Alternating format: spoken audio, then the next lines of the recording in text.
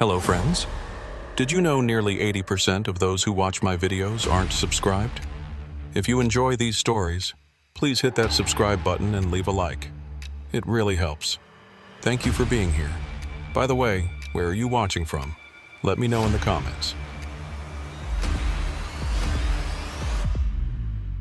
I've been running loads through Louisiana for 22 years, and I know the bayou roads like the back of my hand. Every twist, every parish line, every unmarked turnoff that the GPS won't tell you about.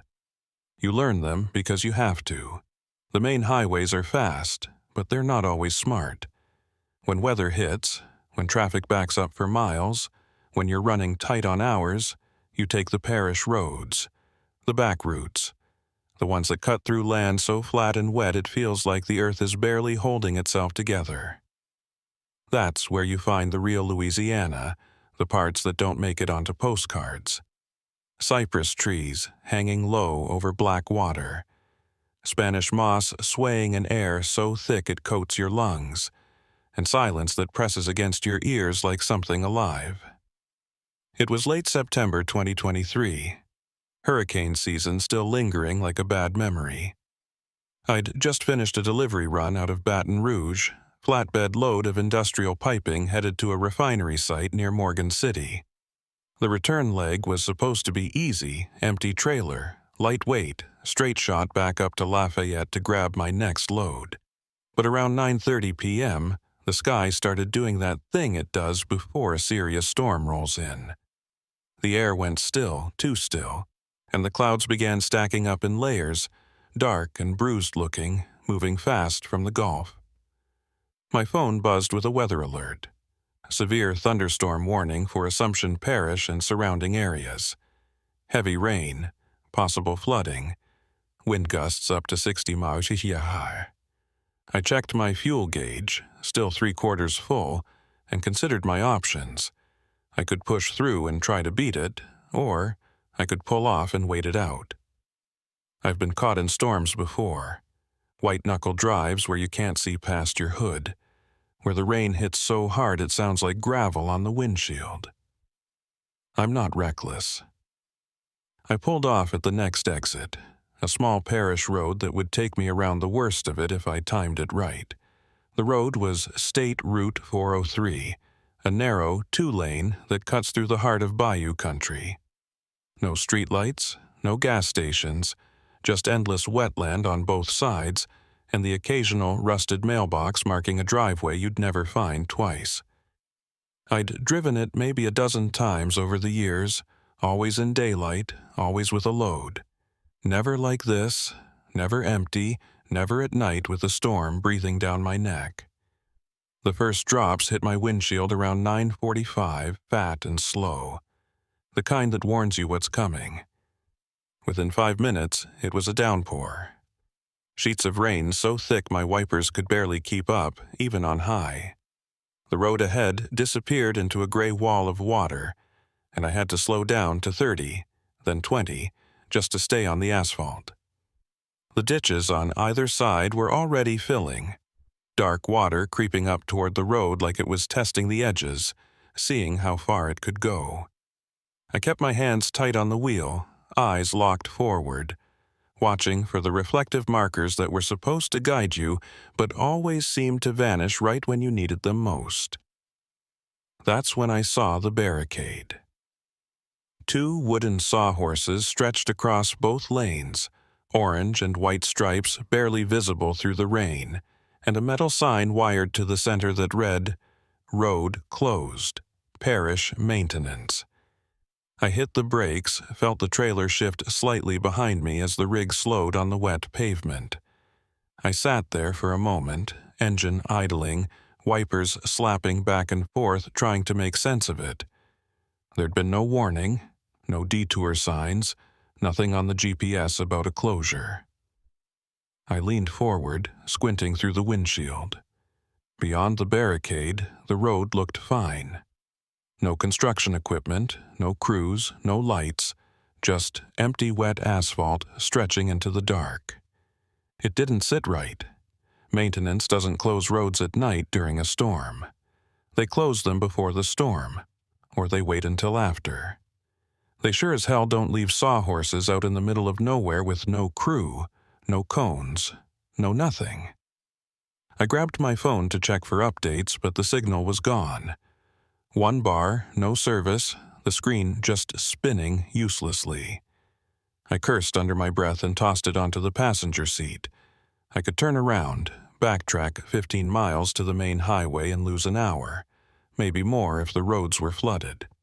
Or I could move the barricade, roll through, and hope it was just some lazy parish worker who forgot to pull the closure after a job. I'm not the kind of guy who breaks rules for fun, but I'm also not the kind who wastes time when there's no good reason. I put the rig in park, pulled my rain jacket over my head, and climbed down into the storm. The rain hit me like a fist, cold and relentless, soaking through my jeans in seconds. I jogged to the barricades, grabbed the first sawhorse and dragged it to the shoulder. It was heavier than it looked, waterlogged and awkward, and by the time I moved the second one, I was drenched and pissed off. I glanced down the road one more time, saw nothing, and jogged back to the cab.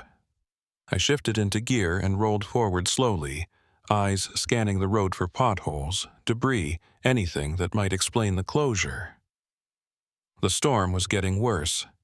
Wind picking up now, pushing against the trailer and making the whole rig sway slightly.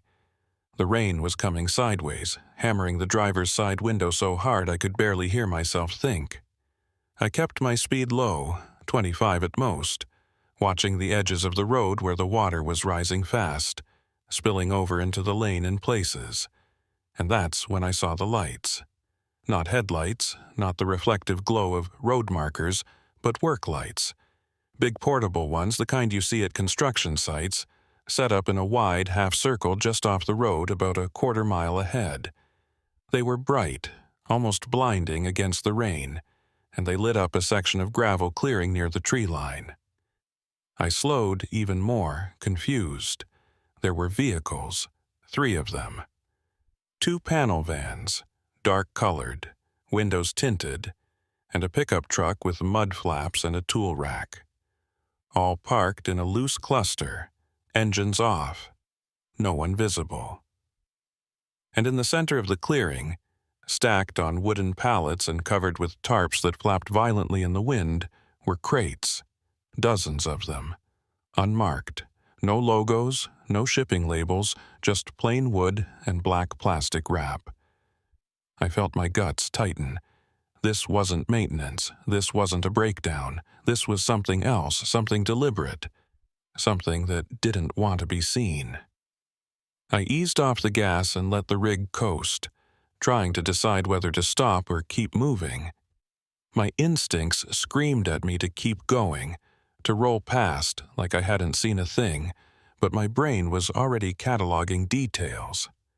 The vans, the crates, the lights set up like a perimeter.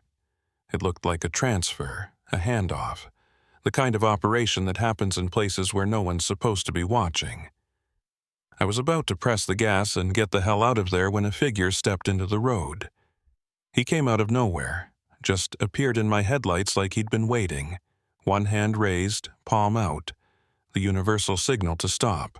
He was wearing a tan uniform, badge visible on his chest even through the rain, and a wide-brimmed hat that dripped water off the edges. Parish deputy. My stomach dropped. I hit the brakes gently, bringing the rig to a stop about 20 feet from where he stood. He didn't move, just stood there in the rain, hand still raised, staring at me through the windshield. I could see his face now, mid-40s, weathered, the kind of face that's seen a lot and doesn't give much away. His other hand rested on his belt, close to his sidearm but not touching it. Not yet. I rolled down my window a few inches, rain immediately spitting into the cab, and called out over the storm. "Evening, officer. Road was blocked back there. Didn't see any crew, so I moved it." He didn't respond right away. Just walked forward slowly, boots splashing through the shallow water pooling on the asphalt, until he was right next to my door. He looked up at me, rain streaming down his face, and when he spoke, his voice was calm, almost friendly, but there was something underneath it, something hard. "Roads closed for a reason," he said. "You need to turn around." I glanced past him toward the clearing, toward the lights and the vans and the crates. He noticed, his jaw tightened just slightly, and his hand moved, just an inch, closer to his belt. "Private property back there," he said. "Parish business. Nothing to do with you." I nodded slowly, keeping my hands visible on the wheel. "Understood. I'll turn around. Just trying to avoid the storm." He stared at me for a long moment, eyes flicking to my trailer, to my cab, to the company logo on the door. Then he stepped back and pointed down the road, back the way I came. "Move those barricades back when you go. Don't want anyone else making the same mistake." I nodded again, said nothing, and started to roll up my window. But before I could, he leaned in close, just enough that I could see the rain dripping off the brim of his hat, and he said quietly, almost like he was doing me a favor, "You didn't see anything here tonight. You understand me?" It wasn't a question, it was an instruction. I met his eyes, held them for a second, and said, "Yes, sir." He stepped back, waved me off, and I put the rig in reverse, backing up slowly, carefully, until I had enough room to turn around. My hands were shaking, not from the cold, not from the rain, but from the weight of what I'd just seen and what I'd just been told to forget. I managed a clumsy three-point turn, the trailer swinging wide, almost clipping the ditch, and then I was heading back the way I came, the deputy's silhouette shrinking in my mirrors until the rain swallowed him completely. I didn't stop, I didn't slow down, I just drove. Heart pounding, mind racing, trying to make sense of what the hell I'd just stumbled into. By the time I reached the barricades, I was drenched in sweat despite the cold. I climbed out, dragged the sawhorses back into place, and got back in the cab without looking back. I drove 15 miles in silence. No radio, no phone, just the sound of the rain and the hum of the engine. When I finally hit the main highway, I pulled into the first truck stop I could find, a grimy little place with flickering neon and a half-empty lot. I parked, killed the engine, and sat there in the dark, staring at nothing. My phone buzzed. Signal was back. I checked it, hands still trembling. No messages, no alerts, just the weather warning still flashing. I should have called someone. Dispatch, maybe, or the state police. But I didn't. Because that deputy's voice was still in my head. "You didn't see anything here tonight." And the way he'd said it, the way his hand had hovered near his gun, told me that forgetting wasn't a suggestion. It was a warning. I didn't sleep that night. Just sat in the cab, door locked, windows up, watching the storm batter the parking lot and trying to convince myself I'd done the right thing by driving away. But deep down, I knew I hadn't. I'd seen something I wasn't supposed to see, and now I had to decide whether to stay quiet or risk finding out what happens to people who don't. The storm didn't let up until nearly 3 in the morning.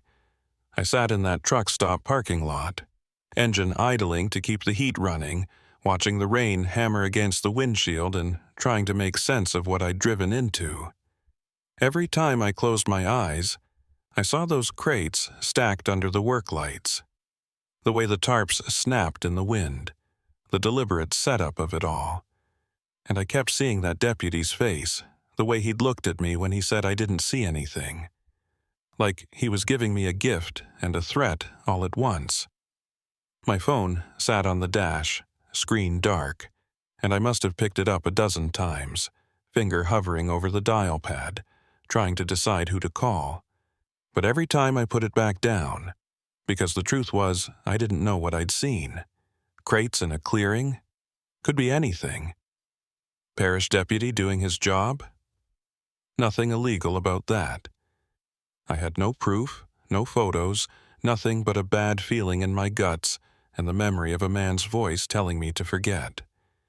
By sunrise, the rain had stopped completely, leaving everything soaked and steaming in the early light. The air smelled like wet dirt and gasoline, and the parking lot was dotted with puddles that reflected the gray sky. I climbed down from the cab, stretched my back, and walked into the truck stop diner. The place was nearly empty. Just a couple of local guys nursing coffee at the counter and a waitress who looked like she'd been awake for 2 days straight. I ordered coffee and eggs, sat in a corner booth and tried to act normal, but my mind wouldn't stop turning it over. The barricade, the clearing, the deputy, the way everything had been set up like they owned that stretch of road, like they knew no one would be coming through. And the more I thought about it, the more I realized that's exactly what they'd counted on. A closed road, a storm, no witnesses, except I'd moved the barricade. I'd seen what I wasn't supposed to see. I was halfway through my eggs when my phone buzzed. Unknown number. I stared at it for a second, debating whether to answer, then swiped it open. Yeah? Silence on the other end. Just the faint hiss of static and maybe breathing. Then a voice, low and measured, with that same bayou drawl I'd heard the night before. You made it back to the highway safe. That's good, real good. My blood went cold. I recognized the voice immediately. It was him, the deputy, Hollis Boudreaux. I'd seen the name on his badge when he'd stepped close to my window. I didn't say anything, just waited, every muscle in my body tensing up. He continued, voice calm, almost friendly, like we were old pals catching up. Listen, I wanted to make sure we understood each other last night. Sometimes folks see things on the road, especially in bad weather, and they get confused. Start remembering details that maybe didn't happen the way they think. You follow me? I swallowed hard, trying to keep my voice steady. I follow you. There was a pause, and I could hear something in the background. Maybe a radio crackling, voices talking low. Then Boudreaux spoke again, and this time there was an edge to it, just a hint of steel underneath the politeness. Good, because filing reports, making calls to people who don't need to be involved, that can cause a lot of trouble. For everyone. And I'd hate to see a working man like yourself get tangled up in something that's got nothing to do with him. You've got a clean record, good reputation. Let's keep it that way. It wasn't a suggestion, it was a directive. And the fact that he knew my record, knew enough about me to make that call, told me this wasn't just some local deputy worried about gossip. This was organized. This was people with resources, people who could reach out and touch you if they needed to.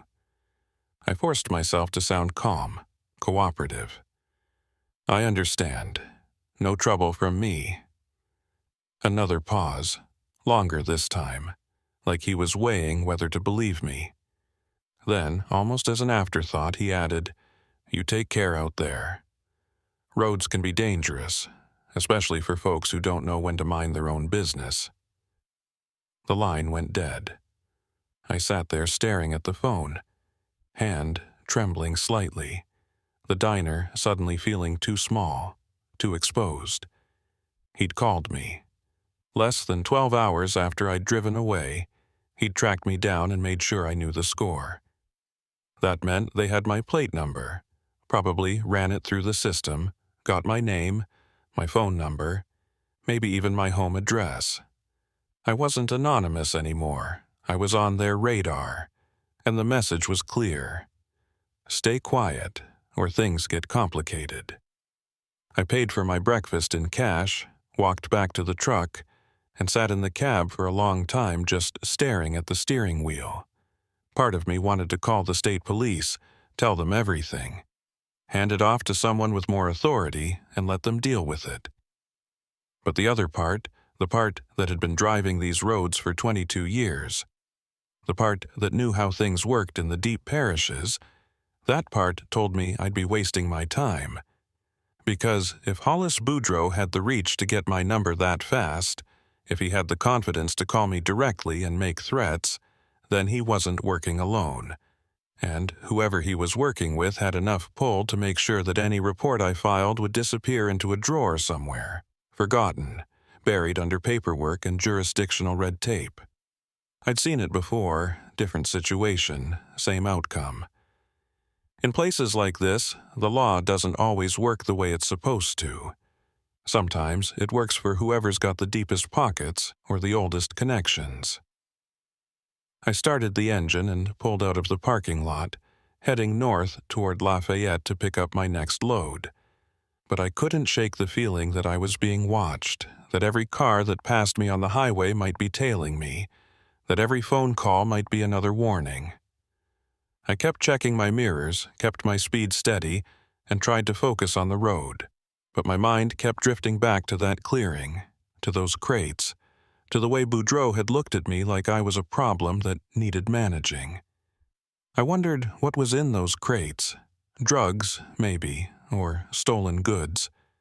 Could be weapons, could be something worse. Whatever it was valuable enough to set up a whole operation in the middle of a storm, valuable enough to have a parish deputy running interference. And now I knew about it, which made me a liability. By the time I reached Lafayette, it was mid-morning and the sun was out, burning off the last of the clouds. I pulled into the distribution yard, checked in with the dispatcher, and started the process of hooking up my next load. Everything felt normal, routine, like the night before had been some kind of fever dream. But it wasn't, I knew that. And as I ran through the pre-trip inspection, checking lights and brakes and tire pressure, I couldn't stop thinking about what to do next. I could keep my head down, run my routes, and hope they forgot about me. Or I could push, dig deeper, try to find out what I'd stumbled into. Neither option felt safe. The first one left me vulnerable, always looking over my shoulder, always wondering if they'd decide I was too much of a risk. The second one put me directly in their crosshairs. Either way, I was trapped. I was securing the straps on my flatbed load when I heard the sound of a diesel engine pulling into the yard behind me. I glanced over my shoulder and saw a wrecker truck rolling in, big and battered, with a winch mounted on the back and rust streaking the doors. It pulled up near the office and idled there for a moment before the driver climbed out. I recognized the type immediately, independent operator, probably worked the backroads and rural breakdowns, the kind of driver who knew every ditch and dead end in 3 parishes. The driver was a woman, maybe late 30s, wearing grease-stained coveralls and a ball cap pulled low over her eyes. She walked with the kind of confidence that comes from years of pulling rigs out of bad spots, and she nodded at me as she passed, professional but not friendly. I nodded back and went back to my straps, but something about her felt familiar, like I'd seen her somewhere before. Then it hit me. Last night. On my way to that closed road, I'd passed a wrecker parked on the shoulder maybe 5 miles before the barricade. I'd barely registered it at the time, just another breakdown or roadside assist, nothing unusual. But now, seeing her here, in this yard, the same truck, it felt like too much of a coincidence. I finished securing the load and walked over to the office, keeping my movements casual, like I was just checking on paperwork. She was inside, talking to the yard manager, pointing at something on a clipboard. I couldn't hear what they were saying, but the manager looked annoyed, shaking his head and waving her off. She said something else, sharper this time, and he sighed and picked up the phone. I hung back, pretending to read a notice board by the door, and waited. When she came out, I caught her eye and gave a small nod. Rough night? She stopped, looked at me for a second like she was sizing me up, then shrugged. Always is this time of year. Storm season brings out the stupid. People driving too fast, taking roads they shouldn't, getting stuck in places they got no business being. Her voice had that same bayou drawl, but sharper, more clipped. She wasn't making small talk. She was making a point. I kept my tone light, casual. Yeah, I hear that. Saw a wrecker out on 403 last night. That you?" Her eyes narrowed just slightly, and for a moment she didn't say anything. Then she smiled, but it didn't reach her eyes. "Might have been. I work a lot of parishes. Can't remember every call-out." That was a lie. I could see it in the way her jaw tightened, the way her hand moved to her belt loop like she was nervous. She remembered. She knew exactly where she'd been and why. I didn't push it. Just nodded and said, "Must be tough working alone out there. Dangerous roads, especially at night." She stared at me for a beat longer, then stepped closer, lowering her voice just enough that I had to lean in to hear. "You want some advice? Stop asking questions. Stop looking for answers. Just drive your truck, do your job, and forget whatever it is you think you saw." My stomach dropped. She knew. Somehow, she knew. Maybe Boudreaux had called her too. Maybe she'd been part of it from the start. I didn't know. But the fact that she was here, now, warning me off, told me that whatever I'd stumbled into was bigger than I thought. Before I could respond, she turned and walked back to her wrecker, climbed in, and pulled out of the yard without looking back. I stood there in the heat, sweat beading on my forehead, trying to process what had just happened. 2 warnings in less than 6 hours. First Boudreaux, now her. They were coordinated, deliberate, making sure I got the message loud and clear. And the worst part was, I didn't even know who they were. A deputy, a wrecker operator, maybe more. How many people were involved? How deep did this go? I walked back to my truck, climbed into the cab, and sat there staring at the windshield. My hands were shaking again. Not from fear exactly, but from the weight of realization. I wasn't just being warned, I was being managed. And if I didn't fall in line, if I kept pushing, I had no doubt they'd escalate. The question was, how far would they go? I pulled out of the yard and headed toward the interstate, mind racing through my options. I could disappear, take some time off, lay low until this blew over. But that assumed it would blow over, and something told me it wouldn't. Not unless they were sure I'd stay quiet. I could go to the feds, bypass the local system entirely, but that would take time, evidence, proof I didn't have. And in the meantime, I'd be exposed, vulnerable, a target. Or I could do what they wanted. Keep driving, keep my mouth shut, and hope they decided I wasn't worth the trouble. That was the smart play, the safe play. But it also meant living with the knowledge that I'd back down, that I'd let something slide because I was too scared to stand up. And that didn't sit right with me, not even a little.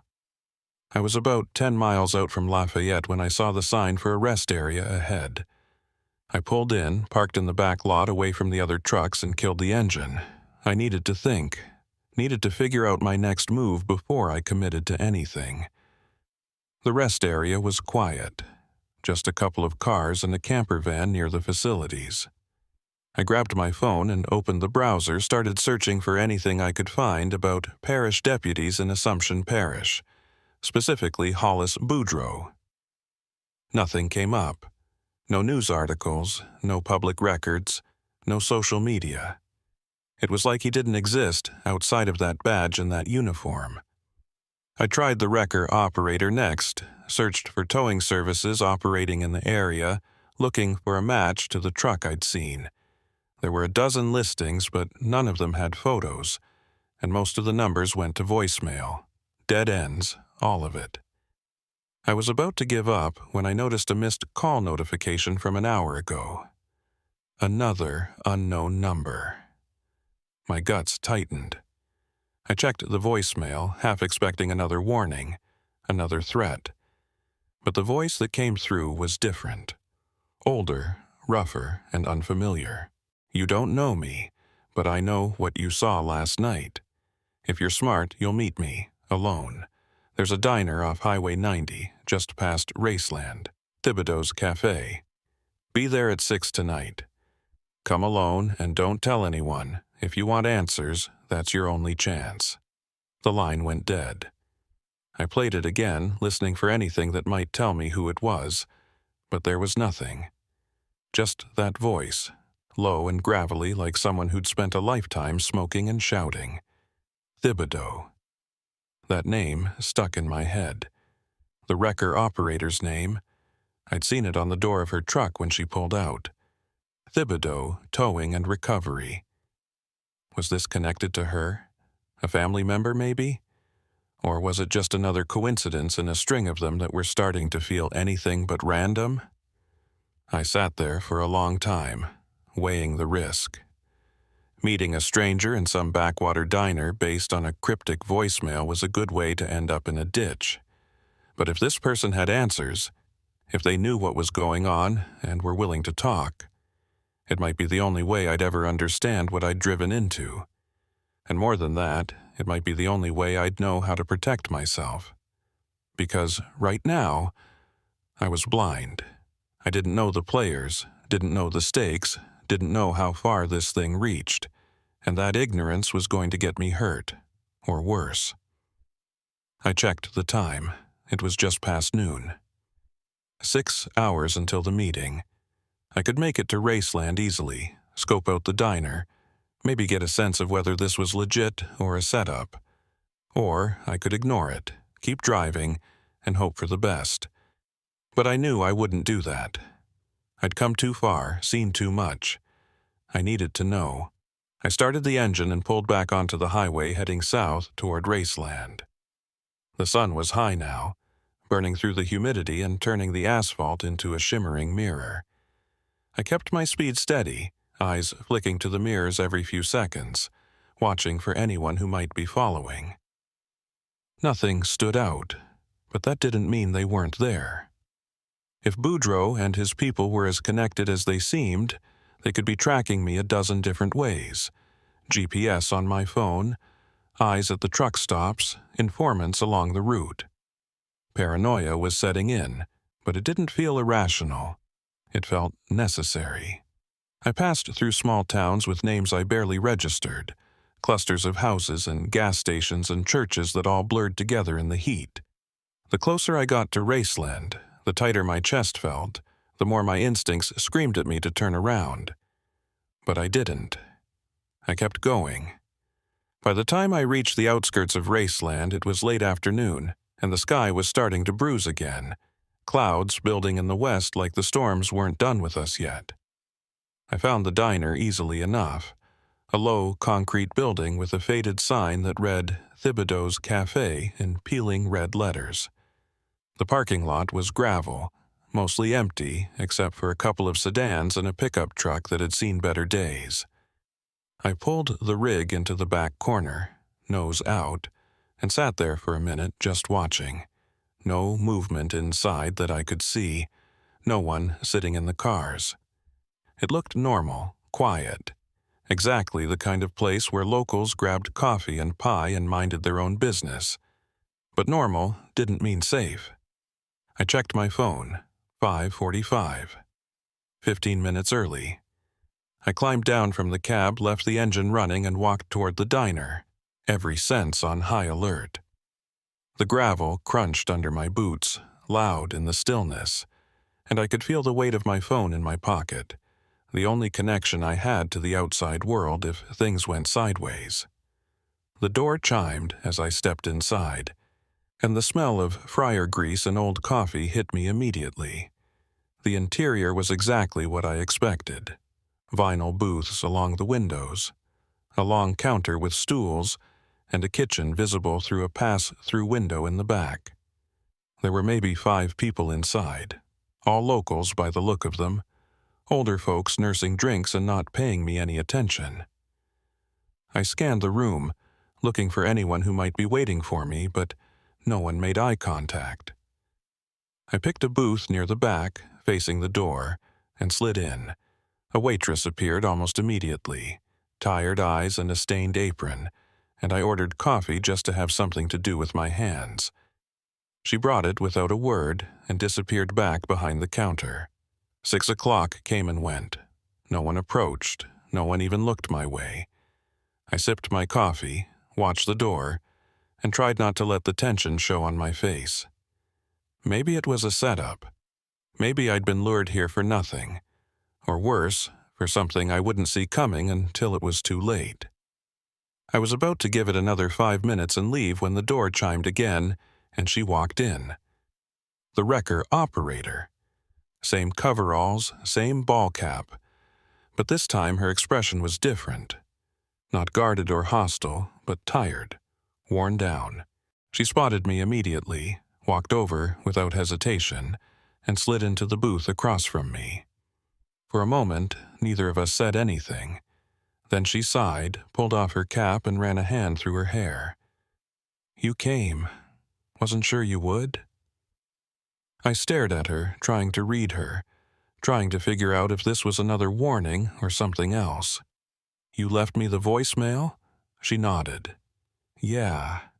Borrowed my uncle's phone so it couldn't be traced back to me.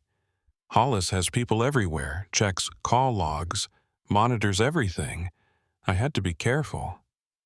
Hollis. Boudreaux. Hearing his first name from her mouth felt strange. Too familiar, like they were close. I leaned forward slightly, keeping my voice low. "What do you want?" She didn't answer right away, just looked at me with those tired eyes, like she was carrying something heavy and didn't know how to put it down. Then, quietly, almost like she was confessing, she said, "I want to tell you the truth. Because if I don't, you're going to keep digging, and they're going to bury you. And I can't have that on my conscience." I stared at Inez Thibodeau across the table, trying to read whether this was genuine or just another layer of the game they were playing. Her hands were wrapped around a coffee mug the waitress had brought without asking, and I could see the calluses on her palms, the grease still embedded under her fingernails despite obvious scrubbing. These were working hands. Hands that had spent years pulling chains and operating winches in conditions most people would never endure. But that didn't mean I could trust her. In my experience, the people who look the most honest are often the ones running the longest cons. Still, there was something in her eyes, something raw and exhausted, that made me lean in instead of walking out. "Why now?" I asked, keeping my voice low. "You had your chance this morning at the yard. You could have told me then. Instead, you warned me off, told me to forget what I saw. So why the change of heart?" She took a long sip of her coffee, eyes distant, like she was looking at something far beyond the walls of this dingy diner. When she finally spoke, her voice was barely above a whisper, and I had to strain to hear her over the distant clatter of dishes in the kitchen. "Because this morning, I still thought I could protect you by scaring you off. I thought if I came at you hard enough, you'd just let it go and move on. But then Hollis called me, told me you were still poking around, still asking questions, and I realized you're not the type to back down. You're going to keep digging until you hit something, and when you do, they're going to bury you so deep nobody will ever find you." The way she said it, so matter-of-fact, so certain, sent a chill down my spine despite the humid heat pressing in through the windows. I leaned back slightly, giving myself space to think, to process. Who's they? Boudreaux and who else? Inez glanced toward the door, then back at me, and I saw her jaw tighten. It's not just Hollis. He's just the face of it, the one who handles things on the ground. But he's got people above him, people with real power, parish administrators, maybe even someone in the state system. I don't know all the names, and I don't want to. What I do know is that what you saw last night, those crates, that operation, it's been running for at least 2 years, maybe longer. And it's not small time. We're talking serious money, serious organization. I felt my stomach turn. 2 years. That meant this wasn't some opportunistic scheme, some one-off deal gone wrong. This was infrastructure, a system, something that had been carefully built and maintained, and I'd stumbled right into the middle of it. "What's in the crates?" I asked, though part of me didn't want to know the answer. Inez hesitated, her fingers tightening around the mug. "I don't know for sure. Nobody tells me specifics. My job is simple. I block off roads, make it look like legitimate closures or breakdowns, keep civilian traffic away from the transfer points. If someone gets through anyway, like you did, I'm supposed to report it to Hollis and he handles it. Usually that means a friendly warning, maybe a little pressure to keep quiet, but sometimes—" She trailed off, and the silence that followed was heavier than anything she could have said. "Sometimes what?" I pressed, needing to hear it, needing to understand just how deep this went. She met my eyes, and for the first time I saw real fear there. Not for herself, but for what she was about to tell me. Sometimes people don't take the warning. They go to the state police, or they start talking to the wrong people, or they try to be heroes. And then they have accidents. Their rigs go off the road in the middle of the night. Their brakes fail on a steep grade. They disappear on a long haul and turn up weeks later in a ditch somewhere, if they turn up at all. The official reports always say driver error, fatigue, mechanical failure, and nobody questions it because nobody wants to look too close. The weight of what she was saying settled over me like a lead blanket. I'd heard stories over the years, legends really, about drivers who'd vanished under suspicious circumstances. Most of us chalked it up to the dangers of the job, the isolation, the long hours on empty roads. But now I was hearing that at least some of those disappearances weren't accidents. They were eliminations, clean and efficient, designed to look like the hazards that came with the territory. "How many?" I asked, my voice rougher than I intended. Inez shook her head. "I don't know. I don't keep count. But enough that when Hollis tells you to forget something, you forget it. Because the alternative is being another statistic, another name on a memorial wall at some truck stop, another cautionary tale about staying alert on the road." I sat back, mind racing, trying to fit all the pieces together. The closed road, the transfer operation, Boudreaux's phone call, Inez's warnings, and now this. A pattern of deaths stretching back who knows how long, all designed to protect whatever they were moving through these parishes. "Why are you telling me this?" I asked. "If you're part of it, if you've been helping them, why risk blowing it up now?" She looked down at her coffee, and I saw her shoulders sag slightly, like the weight of her own complicity was finally catching up to her. "Because I'm tired. Tired of being afraid. Tired of being part of something that's gotten people killed. I got into this because I needed the money. My wrecker service was going under.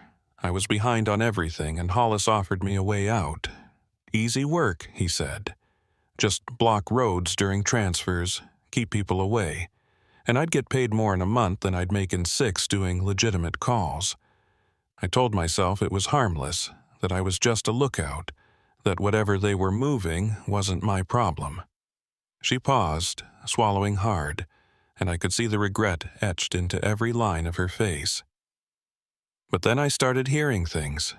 Stories about drivers who'd seen too much, who'd asked too many questions. And I realized I wasn't just blocking roads. I was helping them hunt people. Every time I set up a barricade, every time I called Hollis to report someone, I was putting a target on their back. And I can't do it anymore. I won't. So I'm telling you everything I know. And then I'm done. I'm out. I don't care what happens to me after this. I just need you to understand what you're up against so you can make the right call." I studied her for a long moment, looking for any sign of deception, any hint that this was just another manipulation. But all I saw was exhaustion and guilt, the kind that comes from carrying a secret too heavy for too long. I wanted to believe her.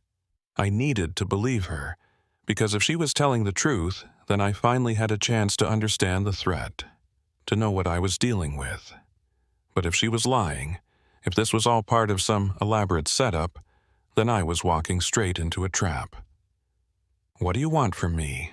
I asked finally. "Why not just disappear? Why bring me into it?" Inez looked me straight in the eye, and when she spoke, her voice was steady, resolved. "Because you're already in it. The moment you moved that barricade, the moment Hollis saw your face, you became part of this whether you wanted to or not. And I figure you deserve a fighting chance.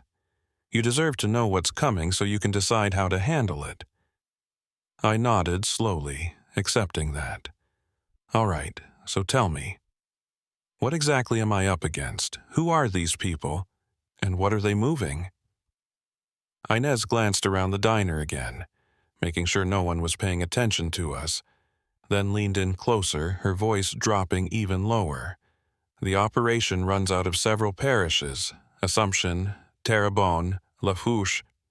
They use the backroads, the bayou routes that most people don't even know exist, to move product from the Gulf up to distribution points inland. The crates you saw, they're usually packed with high-grade narcotics. Cocaine, fentanyl, sometimes both. It comes in on fishing boats, gets transferred to trucks at isolated docks or clearings, then moves north through the state. The whole thing is protected by a network of local officials, deputies like Hollis, maybe a judge or two, definitely some parish administrators who make sure inspections don't happen and paperwork disappears." My mouth went dry. Drugs. Of course it was drugs. The Gulf Coast had always been a corridor for smuggling, everyone knew that. But I'd assumed it was mostly small-time operations, independent crews running modest loads and hoping to avoid detection. What Inez was describing was something else entirely. A coordinated network with official protection, moving serious weight through the heart of Louisiana. "How much are we talking about?" I asked. She shrugged. "I don't know exact numbers, but based on the size of the transfers I've helped cover, we're talking millions of dollars in product moving through every month, maybe more. And it's been running smooth for years because they've got the system locked down. They know which roads to use, which officials to pay off, and how to make problems disappear. It's bulletproof, or it was until you came along." I felt a surge of anger rising in my chest, anger at the corruption, at the arrogance of these people who thought they could operate with impunity, at my own bad luck for being in the wrong place at the wrong time. But beneath the anger was something else, fear. Because Inez was right. I was a problem now, a loose end that needed tying off, and if they were willing to kill drivers to protect their operation, they wouldn't hesitate to do the same to me. "What's Hollis's role in all this?" I asked. "Is he just muscle or is he higher up the chain?" Inez shook her head. "Hollis is middle management. He doesn't make the big decisions, but he's trusted. He coordinates the ground-level stuff, makes sure transfers go smoothly, deals with witnesses, handles enforcement when things go wrong. He's got a mean streak, too. I've seen him work. He doesn't lose his temper, doesn't make mistakes. He just does what needs to be done, cold and efficient. And he's got backup, other deputies on the payroll, guys who'll swear to whatever story needs telling if it comes to that." The picture was getting clearer, and I didn't like what I was seeing. A well-oiled machine with the layers of protection, run by people who knew exactly what they were doing and had no qualms about removing obstacles. "So, what do I do?" I asked, more to myself than to her. "I can't go to the local cops. They're in on it. State police might be compromised too.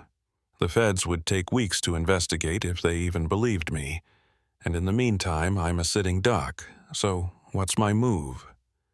Inez hesitated, then reached into her pocket and pulled out a small flip phone, the kind you buy at a gas station with prepaid minutes. She slid it across the table toward me. "This is clean. No GPS, no contract, no way to trace it back to either of us. There's one number programmed in. It's a contact I have, someone who's been trying to build a case against this network for years, but hasn't had enough evidence to move forward. He's legit, Works out of the New Orleans field office for a federal task force. If you call him, tell him everything. He might be able to protect you. Might, but it's your best shot." I picked up the phone, turned it over in my hands. It felt too small, too insignificant to be a lifeline, but it was more than I'd had 5 minutes ago. "Why don't you call him yourself?" I asked. "If you want out, if you're done with this, why not go to him directly?" Inez's expression hardened. "Because I'm complicit. I've helped them for 2 years. I've taken their money, blocked their roads, turned a blind eye to things I shouldn't have. If I go to the feds, the best I can hope for is witness protection and a prison sentence. Maybe they'd cut me a deal, maybe not. But either way, my life is over. You, though, you're clean. You didn't do anything wrong except be in the wrong place at the wrong time. If you go to them, if you give them what they need, you've got a chance to walk away from this. I don't." There was a finality to her words, a resignation that told me she'd already made peace with whatever was coming for her. I wanted to argue, to tell her she could still get out, still make this right. But I knew it wouldn't matter. She'd already decided her fate. "What about you?" I asked. "What are you going to do after this?" She stood up, dropping a few bills on the table to cover the coffee. "I'm going to disappear for a while. Head west, maybe, or up north. Somewhere they can't find me easily. I've got a little money saved, enough to lay low for a few months. After that, I don't know. Maybe I'll come back and face the music. Maybe I won't. But either way, I'm done helping them. And if they come after me, at least I'll know I tried to do one decent thing before it all went to hell." She turned to leave, but I reached out and grabbed her wrist, stopping her. "Wait, if I call this guy, if I go to the feds, what happens to Hollis and the others? Will they know it was you who talked?" Inez looked down at my hand, then back up at me, and I saw something almost like gratitude in her eyes. "They'll figure it out eventually, but by then I'll be gone. And if you're smart, you'll be under federal protection. Just don't wait too long. Hollis is watching you. He's got people keeping tabs, and the longer you stay visible, the more likely it is he'll make a move. Use that phone tonight. Call the number, tell them everything, and let them handle it. It's your only play." She pulled her wrist free gently and walked out of the diner without looking back. I sat there for a moment, staring at the phone in my hand, feeling the weight of the decision pressing down on me. The waitress came by and refilled my coffee without asking, and I muttered a thanks without really hearing myself. My mind was churning through everything Inez had told me, trying to separate fact from fear, trying to figure out my next move. The smart thing, the safe thing, would be to call that number right now, get federal protection, and let them dismantle this network from the inside. But part of me hesitated, because once I made that call, there was no going back. I'd be a witness, a cooperator, someone whose life would be turned upside down by depositions and trials and relocation. I'd lose my anonymity, my freedom to just drive and be left alone.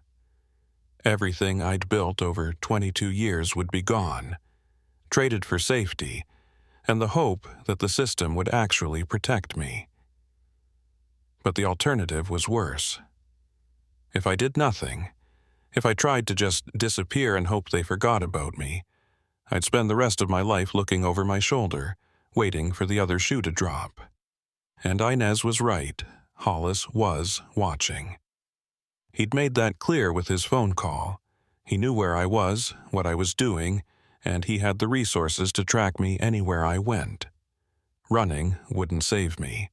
It would just delay the inevitable. I drained the rest of my coffee, pocketed the phone, and stood up. The diner felt too small now, too exposed, and I needed to move, needed to think while I was driving. I left cash on the table and walked out into the fading light of early evening. The sky was bruising purple and orange in the west, and the air smelled like rain again. another storm building just beyond the horizon. I climbed back into my truck, started the engine, and sat there for a moment with my hands on the wheel, trying to center myself. Then I pulled out onto the highway heading north with no particular destination in mind, just the need to keep moving. The phone sat on the passenger seat, a silent reminder of the choice I had to make. I could call tonight, like Inez said, or I could wait, gather more evidence, try to understand the full scope of what I was dealing with before I committed to anything. But even as I thought it, I knew I was stalling. The evidence didn't matter. What mattered was survival, and the clock was ticking. I was about 20 miles out from Raceland when I noticed the headlights behind me. At first, I thought nothing of it, just another truck or car sharing the road. But as the minutes ticked by, the vehicle stayed exactly the same distance back, matching my speed, never trying to pass. I changed lanes, it changed lanes.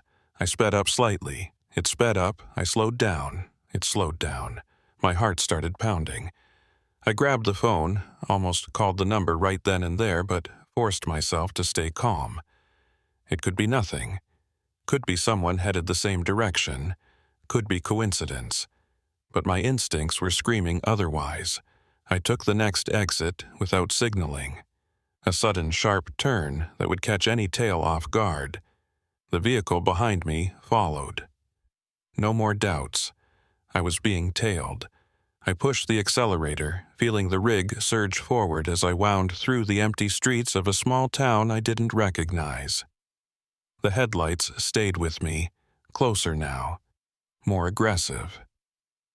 I could see it in my mirrors, a dark SUV with tinted windows, and my blood ran cold. This wasn't Hollis. He would have pulled me over by now, used his badge and authority. This was someone else, someone without the need for pretense. I ran a red light, blew through a stop sign, anything to create distance.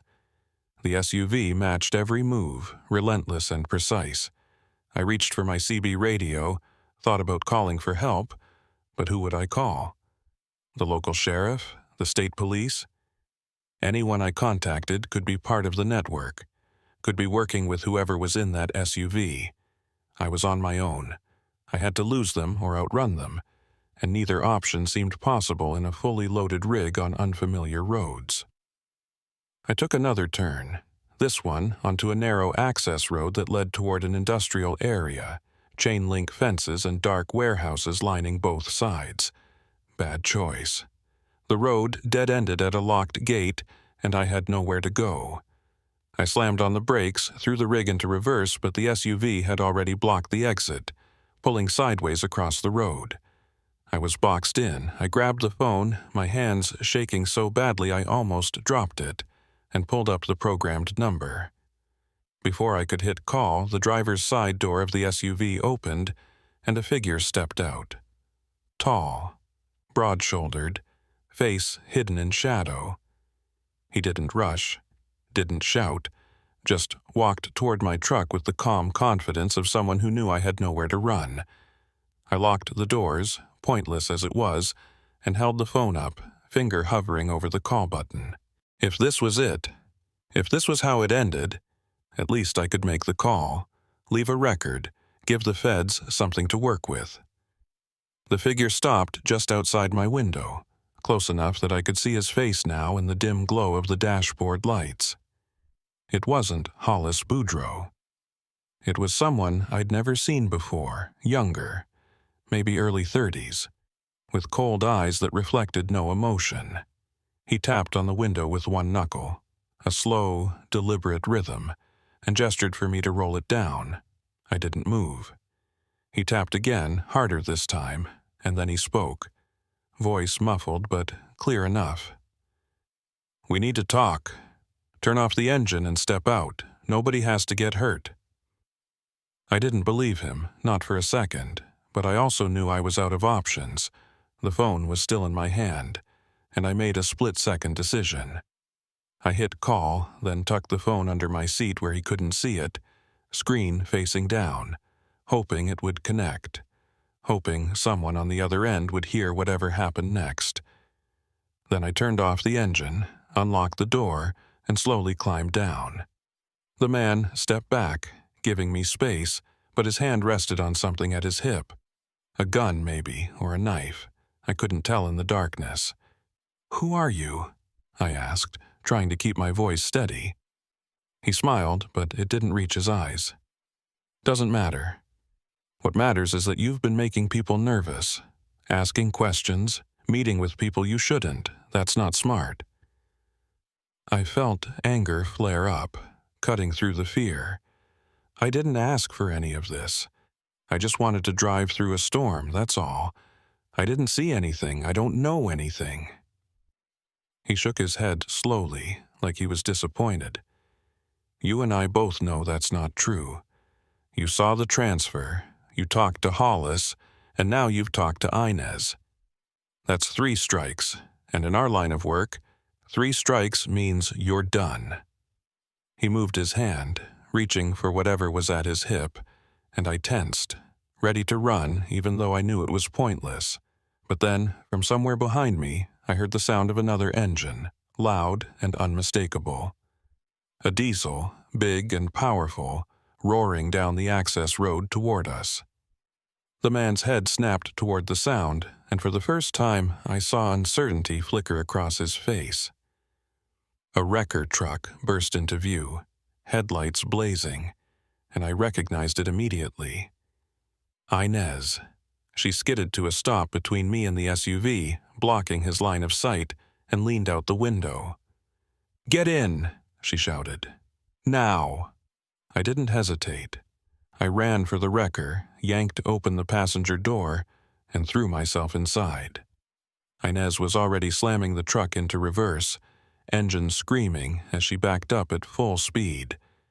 The man from the SUV was yelling something, moving toward us, but she didn't stop. She spun the wheel, whipped the wrecker around in a tight arc, and floored it back the way she'd come. I looked back through the rear window and saw the man running for his SUV, saw the headlights flare to life as he gave chase. "What the hell are you doing here?" I shouted over the engine noise. Inez's jaw was set, eyes locked on the road. "Saving your ass. I saw them pick up your trail outside Raceland. Figured they'd corner you somewhere quiet. I've been following both of you, waiting for the right moment." She took a hard turn, the wrecker's weight throwing us against the doors, and I heard the SUV's tires screeching behind us. "Hold on," she said, and I barely had time to brace before she slammed through a gap in a chain-link fence, tearing it open and plunging us into an unlit field. The wrecker bounced and jolted over uneven ground, headlights cutting wild arcs through the darkness. Behind us, the SUV tried to follow, but got caught on the fence, metal screeching as it struggled to break through. Inez didn't slow down. She navigated the field by instinct, weaving around obstacles I couldn't even see until we burst out onto another road on the far side. She turned hard, heading back toward the main highway, and finally, mercifully, the SUV's headlights disappeared from view. We drove in silence for several minutes, both of us breathing hard, adrenaline still surging. Then Inez spoke, her voice tight. "Did you call the number?" I nodded, reaching under the seat to retrieve the phone. The call was still connected, a timer showing almost 8 minutes. I brought it to my ear and heard a voice on the other end, calm and professional. "This is Agent Carver. If you can hear me, stay on the line. We're tracking this call. Help is coming." I closed my eyes, relief washing over me so powerfully I thought I might pass out. "We're here," I said into the phone. "We're both here, and we need help." The voice on the other end responded immediately. "Understood. I need you to get to a public location, somewhere with witnesses and security cameras. Can you do that?"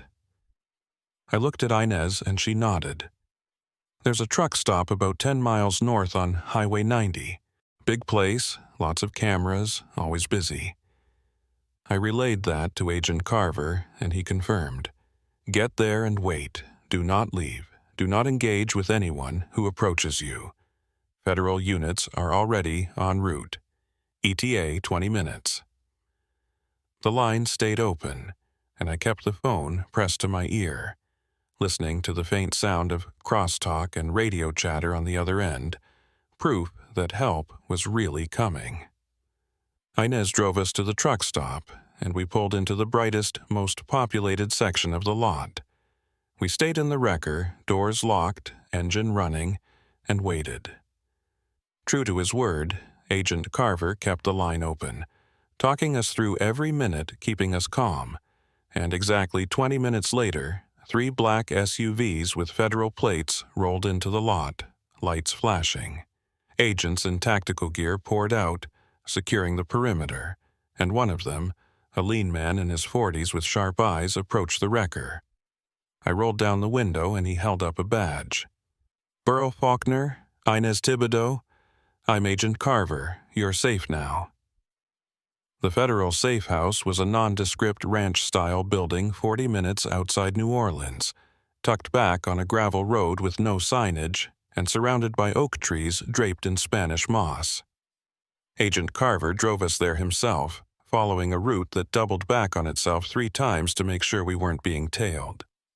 Inez sat in the back seat staring out the window in silence, and I kept my hands folded in my lap, trying to process everything that had happened in the last 12 hours. My rig was still parked at that truck stop, and part of me worried I'd never see it again. But that seemed like a small concern compared to staying alive. Inside, the safe house was sparse but functional. 2 bedrooms, a kitchen with outdated appliances, and a living room with heavy curtains drawn across every window. 2 more agents were already there, a woman in her 30s who introduced herself as Agent Millard, and a younger man who didn't offer his name, just nodded and went back to monitoring a bank of laptops set up on the dining table. Carver gestured for us to sit on the couch, and he pulled up a chair across from us, a digital recorder in his hand. "I know you've both been through hell tonight," he said, his voice calm and professional, the kind of tone designed to put witnesses at ease. "But I need to get your statements while everything's fresh. Every detail matters, no matter how small it seems. We've been trying to build a case against this network for 3 years, and what you've given us tonight might finally be enough to move forward." Inez spoke first, her voice flat and exhausted, and she laid it all out. The names she knew, the routes they used, the transfers she'd helped facilitate. She described the hierarchy as best she understood it, with Hollis Boudreaux at the operational level and unnamed figures higher up the chain, parish officials whose names she'd only heard in passing. She talked about the payments, cash delivered in plain envelopes, always at odd hours, always with the unspoken understanding that questions weren't welcome. And she confirmed what she'd told me earlier, that drivers who became problems tended to have accidents, permanent ones. Carver listened without interrupting, occasionally making notes, his expression growing darker with each revelation. When it was my turn, I walked him through everything from the moment I'd moved that barricade. The clearing, the crates, Hollis's threats, the phone call, the meeting at the diner, and finally the chase that had ended with federal intervention. Carver recorded it all, asked clarifying questions, pushed for specifics about times and locations and anything I could remember about the vehicles and people involved. By the time I finished, it was past midnight, and I felt hollowed out, like I'd given away pieces of myself just by speaking the words aloud. Carver shut off the recorder and leaned back, rubbing his eyes.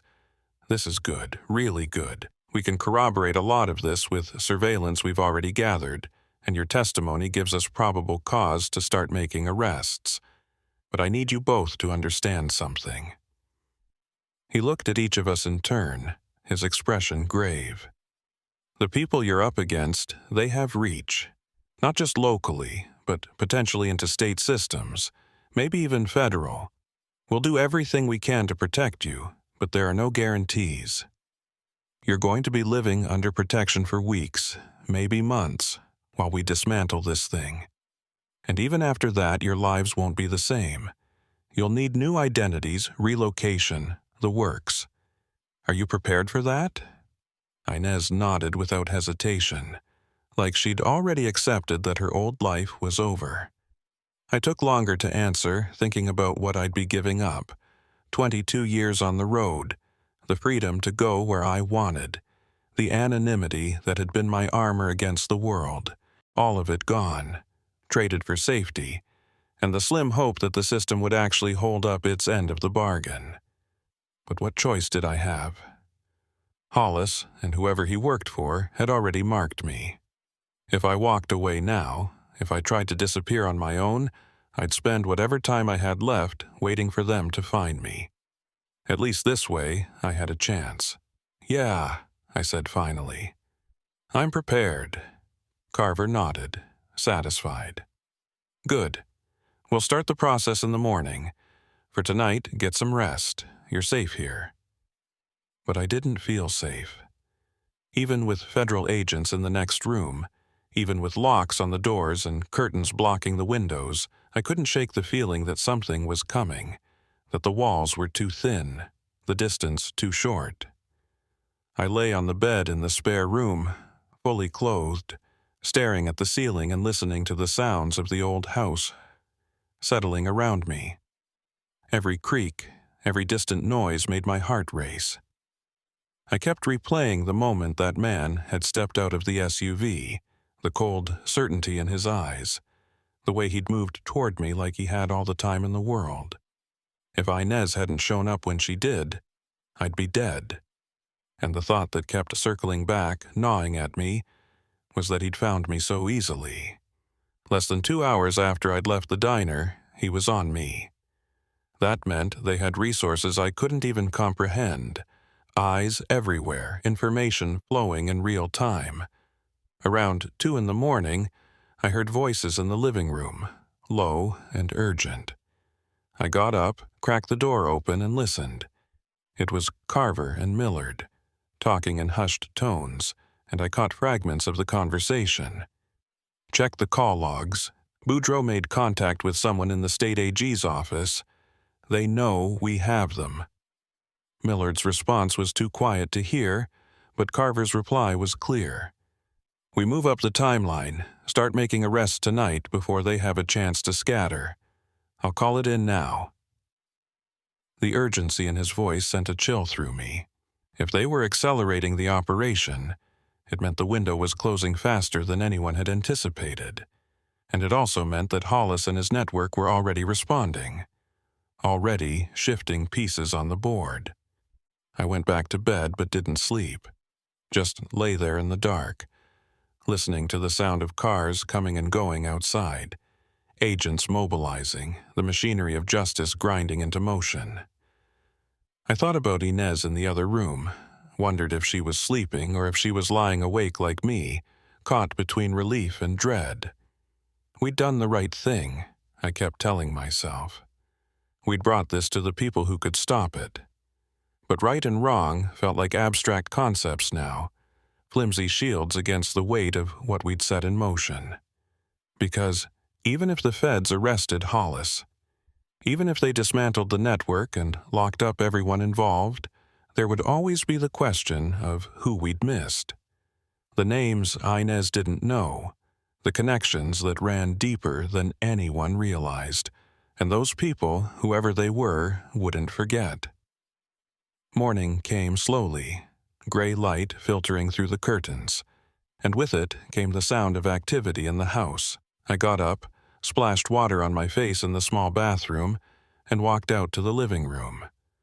Carver was there, looking like he hadn't slept at all, phone pressed to his ear and a laptop open in front of him. He ended the call when he saw me and gestured for me to sit. "We made the first arrests an hour ago," he said. "Hollis Boudreaux was taken into custody at his home. No resistance. We also picked up 3 other deputies and 2 parish administrators. They're being processed now."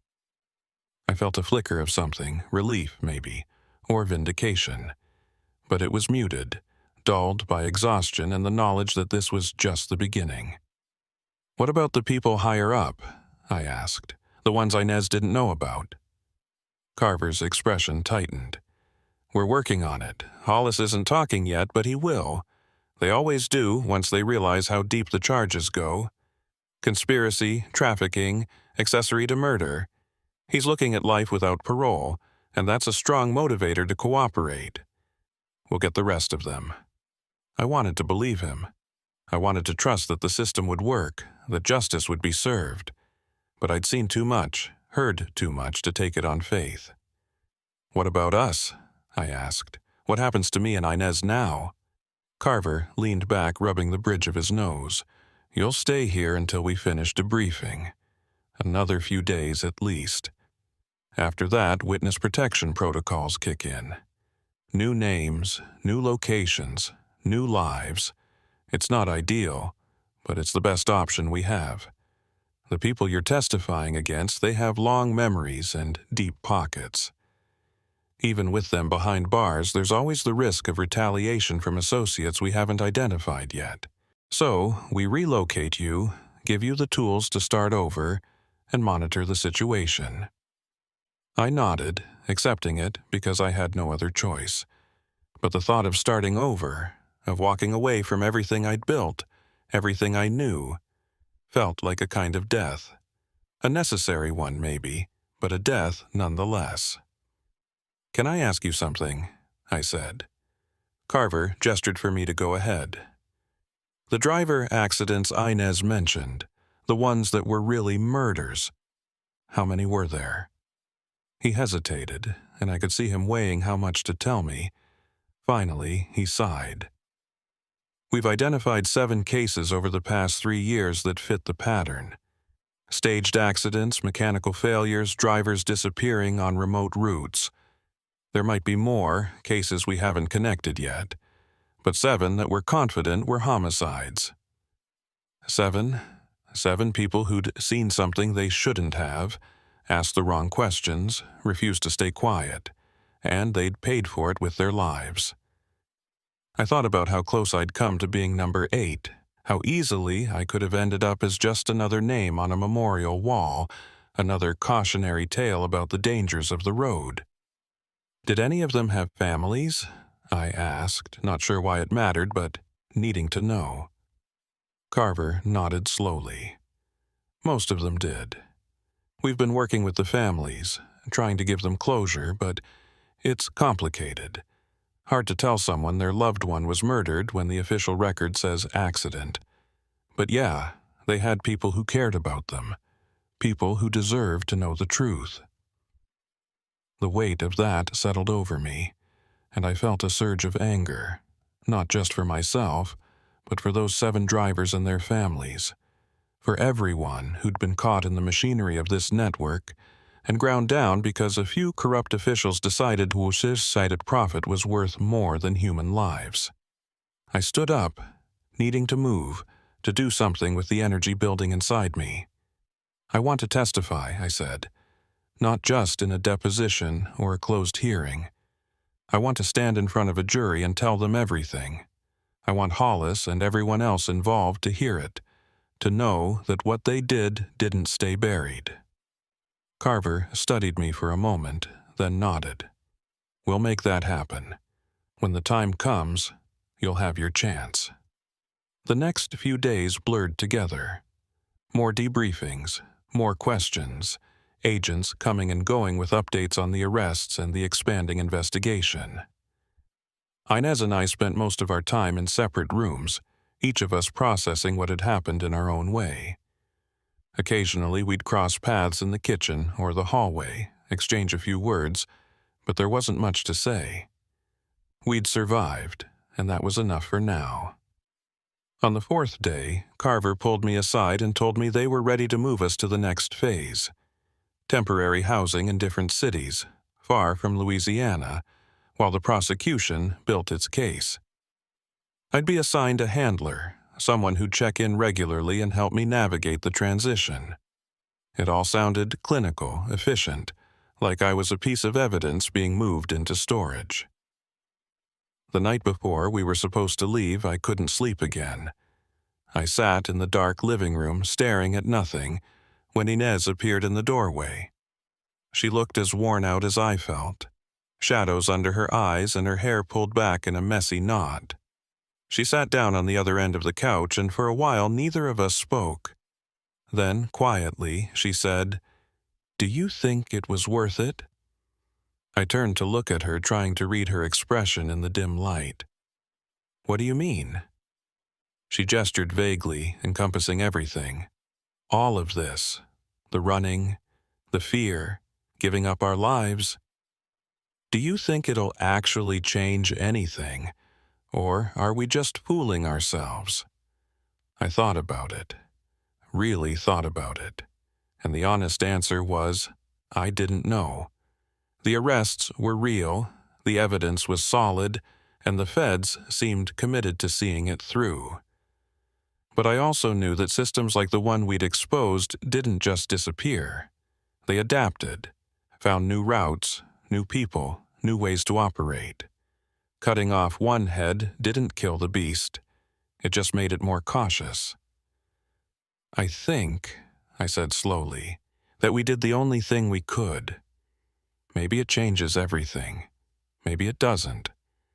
But at least we didn't stay quiet. At least we didn't let them get away with it without a fight." Inez nodded, and I saw something shift in her expression, a kind of resigned acceptance. "Yeah, I guess that'll have to be enough." The next morning, we were separated. Inez went with Agent Millard, heading west to a city she wouldn't name, and I went with Carver, heading north. We didn't say goodbye, just a brief nod as we climbed into separate vehicles, an acknowledgement of what we'd been through, and the understanding that we'd probably never see each other again. The safe house disappeared in the rearview mirror, and with it the last physical connection to everything that had happened. Carver drove in silence for a while, letting me sit with my thoughts, and eventually we hit the interstate, blending into the flow of traffic like we were just another car going somewhere ordinary. "There's something you should know," Carver said after about an hour. I looked at him, already bracing for bad news.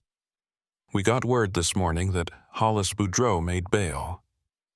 My blood ran cold. "What? How is that possible? You said he was looking at life without parole." Carver's jaw tightened. "Someone high up pulled strings.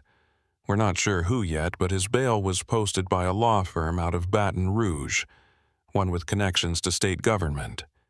It's unusual, especially given the severity of the charges, but it's legal.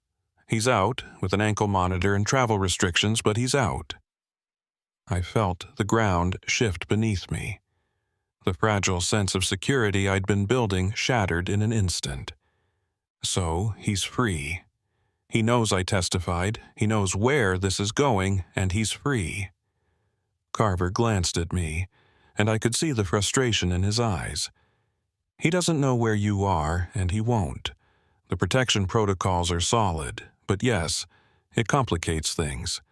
We're pushing for the trial to be expedited, trying to get him back in custody on additional charges, but it's going to take time." Time. The one thing I didn't feel like I had. Because if Hollis was out, if he had access to resources and information, then no amount of distance or new identity would make me truly safe. He'd proven how far his reach extended, how quickly he could mobilize. And now he had motivation, a personal stake in making sure I never made it to that witness stand. We drove for another 3 hours, stopping only once for gas, and eventually pulled up to a small apartment complex in a mid-sized city I'd never been to before.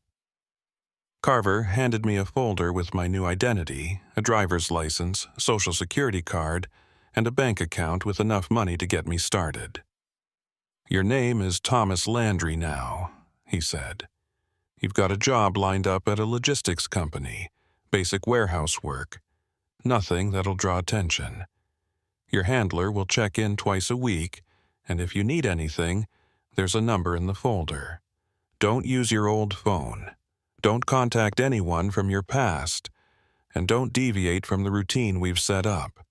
The more invisible you are, the safer you'll be." I took the folder, feeling the weight of the new name, the new life. Thomas Landry. It sounded wrong, foreign, like a costume that didn't fit. But I nodded, thanked Carver, and climbed out of the car. He drove away without ceremony, and I stood there in the parking lot, staring at the apartment building that was supposed to be my fresh start. It looked generic, forgettable, exactly the kind of place where someone could disappear. I walked inside, found the unit number on the paperwork, and let myself in. The apartment was furnished but impersonal, a couch and a bed and a table. Nothing that suggested anyone actually lived there. I set the folder down, sat on the couch, and tried to imagine what my life would look like now. Warehouse shifts, quiet evenings, a routine designed to keep me alive but not necessarily living. Days turned into weeks. I went to work, kept my head down, and followed the protocols exactly as instructed. My handler, a woman who called herself Agent Torres, checked in like clockwork, always asking the same questions. "Any unusual activity? Anyone asking questions about you? Any sense that you're being watched?" The answer was always no, but the questions themselves kept me on edge. A constant reminder that the threat was still out there, lurking just beyond the edges of my carefully controlled existence. I tried to settle into the rhythm, to accept that this was my life now, but I couldn't shake the feeling of being adrift. I'd spent 22 years with a purpose, a routine that made sense. Now I was just marking time, waiting for a trial that kept getting delayed, waiting for the other shoe to drop. And then, 8 weeks into my new life, it did. I came home from a shift to find the door to my apartment slightly ajar. I froze, every instinct screaming at me to run, but I forced myself to think. Could be maintenance, could be the landlord, could be nothing. But I knew better. I pulled out my phone, dialed Torres, and waited. She answered on the second ring. "What's wrong?" I kept my voice low. "My door's open. I didn't leave it that way." There was a pause. Then her voice came back, sharper. "Get out of there, now. Don't go inside. Don't grab anything, just leave. I'm sending a team." I backed away from the door, moving quickly toward the stairs, but before I could reach them I heard footsteps inside the apartment. Slow, deliberate, like someone had been waiting. I ran down the stairs, through the lobby, out into the parking lot. I didn't look back, didn't stop until I was 2 blocks away, hiding in the doorway of a closed shop, phone still pressed to my ear. Torres was talking, telling me to find a public place, to stay visible, that help was coming. But I couldn't focus on her words, because I knew what this meant. They'd found me. Despite the new name, the new city, the protocols, they'd found me. And if they could find me once, they could find me again. The protection, the promises, the fresh start. It was all an illusion. I was never going to be safe. Not really. Not as long as Hollis and the people behind him were out there, with the resources to track me down and the will to see it through. Federal agents arrived within 20 minutes, swept the apartment, and confirmed what I already knew. Someone had been inside.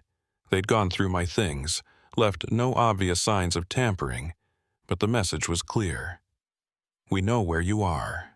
We can reach you anytime we want." Torres relocated me again, this time to an even more remote location, a small town where I was supposed to blend in as just another face in the crowd. But the damage was done. The illusion of safety had been shattered, and no matter how many times they moved me, no matter how many new names they gave me, I knew the truth. I was being hunted, and the only question that mattered was how long I could stay ahead. The trial finally started 6 months after that first night on the Bayou Road. I sat in a hotel room under guard, watching the news coverage, seeing Hollis Boudreau in a suit and tie, looking every bit the respectable public servant wrongly accused. The prosecutors laid out the evidence, called witnesses, presented the recordings and documents that painted a picture of corruption stretching across multiple parishes. And when it was my turn to testify, they transported me to the courthouse in an armored vehicle, surrounded by federal agents, and I walked into that courtroom knowing it might be the last thing I ever did. I took the stand, placed my hand on the Bible, and swore to tell the truth. And then I told them everything, every detail, every moment, every threat. I looked Hollis Boudreau in the eye as I spoke, and I saw nothing there. No anger, no fear, just cold calculation, like he was already planning his next move.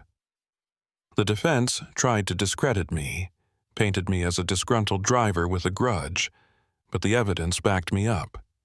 The recordings, the federal surveillance, Inez's testimony from a remote location, it all fit together. When I stepped down from the stand, I felt a strange kind of emptiness, like I'd given away the last piece of myself and had nothing left. The jury deliberated for 3 days. When they came back, the verdict was guilty on all counts. Hollis Boudreau was sentenced to 35 years in federal prison, and the others involved received similar sentences. It should have felt like victory, like justice, but all I felt was tired, because I knew that even with Hollis behind bars, the network wasn't dead.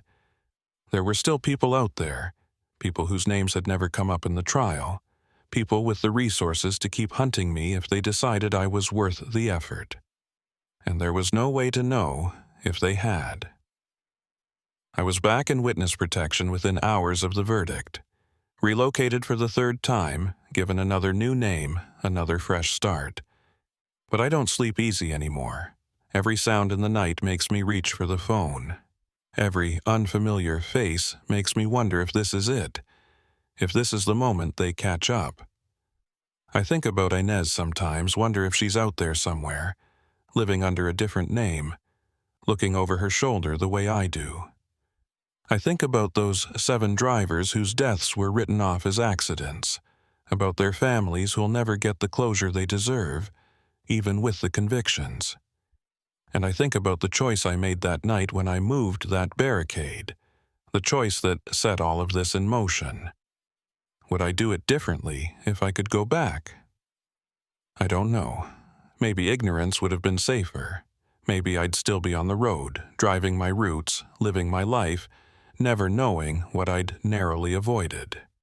But I also know that some things, once you see them, you can't unsee, and once you know, you can't unknow. You either act or you carry the weight of your silence forever. So here I am, Thomas Landry, or whatever name comes next. Working a job I don't care about in a town I'll never call home, waiting for the day when someone knocks on my door and I have to run again. The trial's over, the convictions are in, but the story doesn't end. It just keeps going, stretching out into an uncertain future where the only constant is the knowledge that I'm not free. I never will be. Because the road I drove down that stormy September night didn't just lead me through a bayou. It led me into something I can't escape, something that follows me no matter how far I run or how many times I change my name. And late at night, when the fear creeps in and I can't sleep, I wonder if Hollis Boudreau, sitting in his cell, is thinking the same thing I am. That this isn't over. That it never really ends. That somewhere out there in the deep parishes and the dark backroads of Louisiana, the network is still running. Still moving product, still eliminating threats, still protected by people whose names we'll never know. And that one day, when they decide I'm too much of a risk, when they decide the cost of silence is worth more than the cost of my life, they'll come for me, and no amount of federal protection will stop them.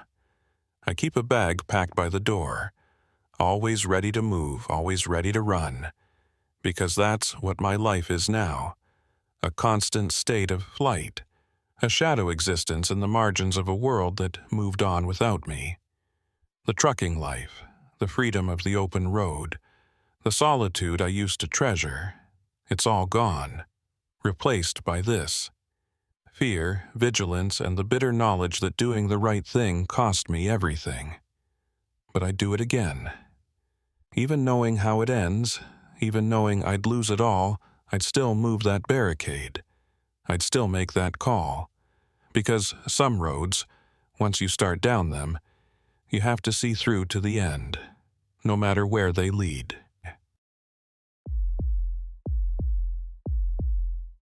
"17 years on the road teaches you things most people never learn.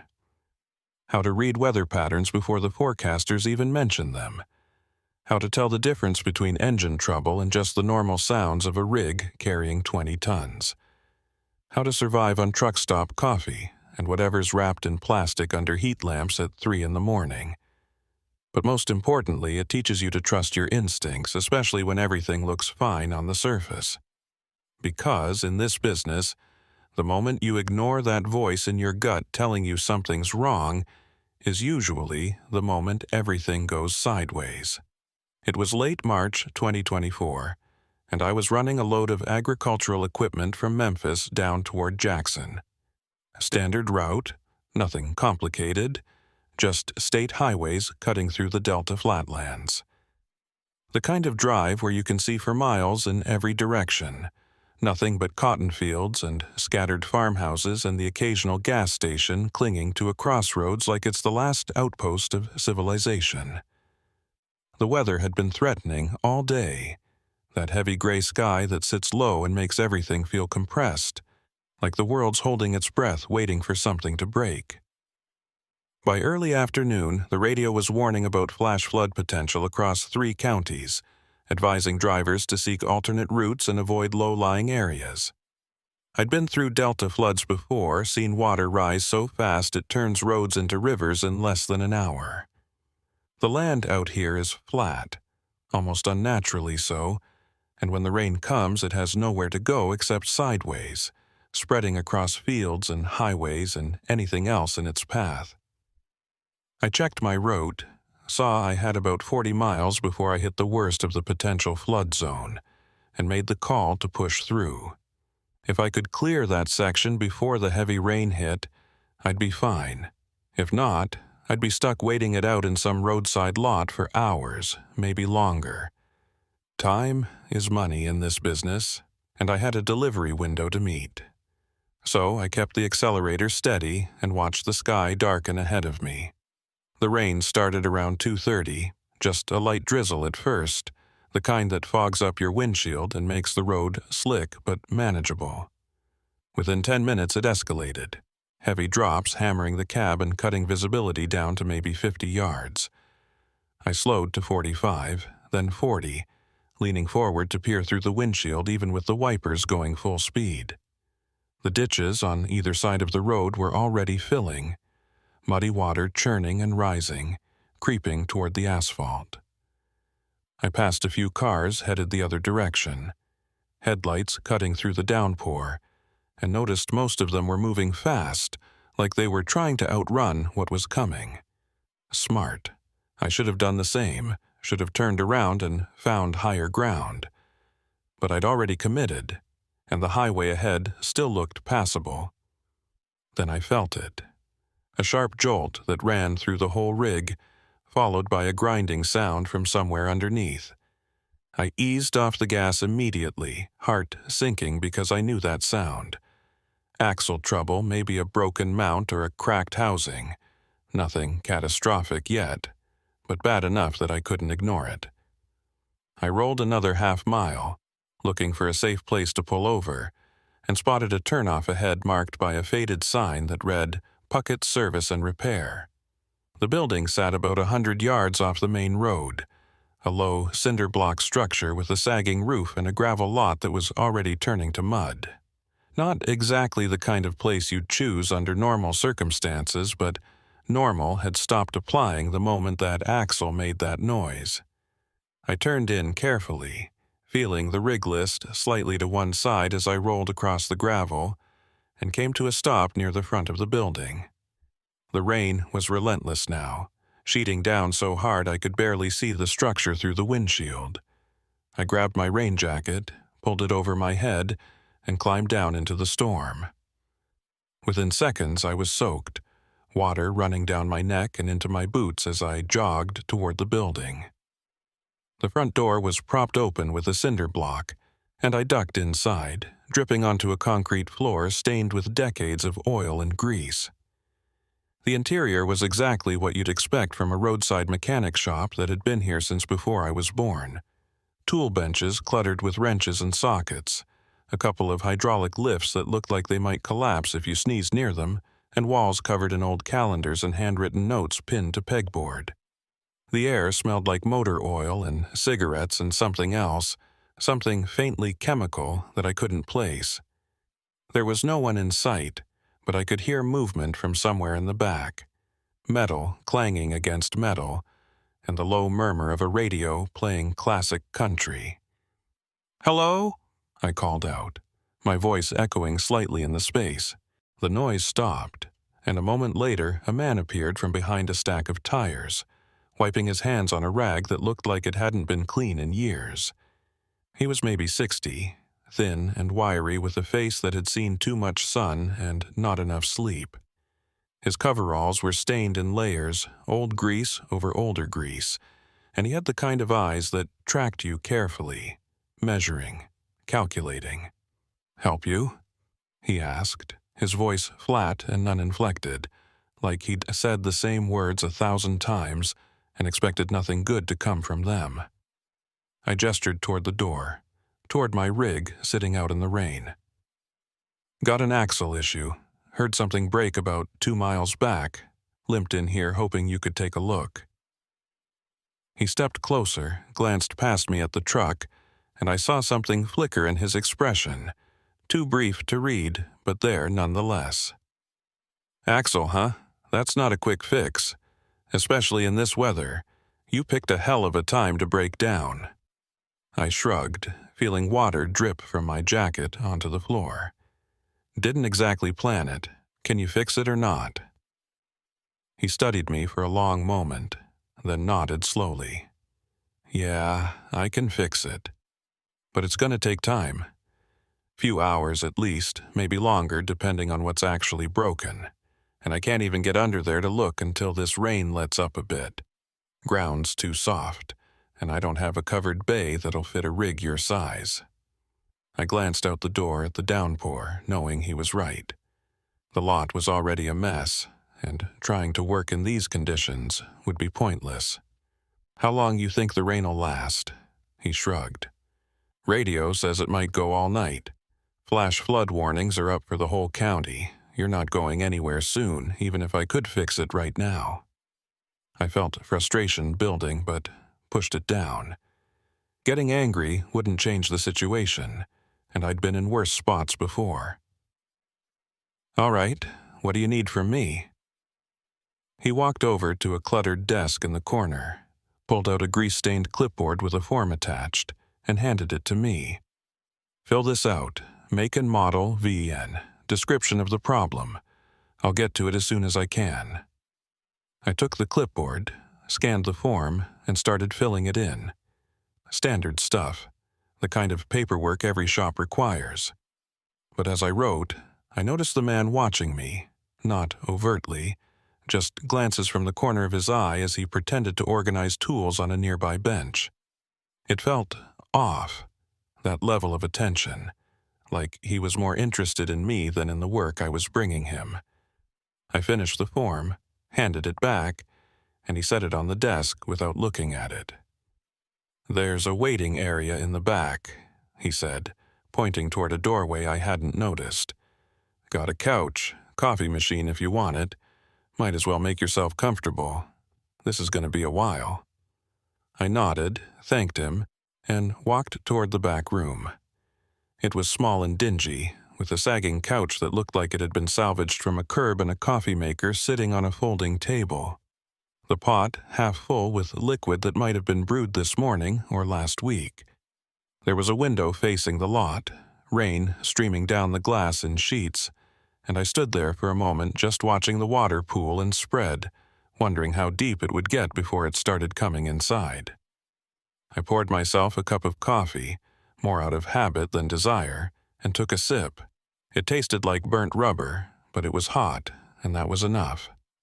I sat down on the couch, pulled out my phone, and checked for signal. 1 bar, barely enough to load anything. I tried calling dispatch to let them know I'd be delayed, but the call dropped twice before I gave up. I sent a text instead, hoping it would go through eventually, and then just sat there listening to the rain hammer against the roof and the distant sounds of the mechanic moving around in the shop. Time dragged. Minutes felt like hours, and I found myself staring at the same patch of water on the floor, watching it grow as a leak somewhere in the ceiling added to it drip by drip. Around 4 o'clock, the mechanic appeared in the doorway, leaning against the frame with his arms crossed. "Check the weather," he said. "This storm's going to sit on us for a while. Roads are already starting to flood. You're stuck here tonight, no way around it." I looked at him, trying to read his expression, but it gave nothing away.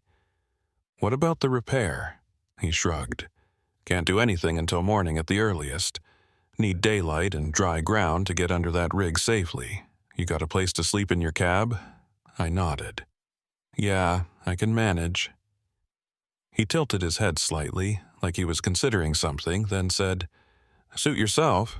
But if you change your mind, there's a cot in the storage room. Not much, but it's dry. Door locks from the inside if that makes you feel better." The offer felt strange.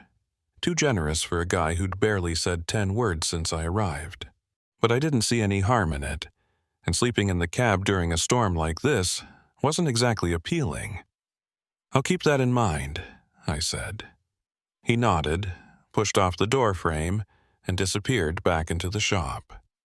I sat there for another hour, drinking bad coffee and listening to the storm, and as the light outside started to fade, I made the decision to move to the storage room.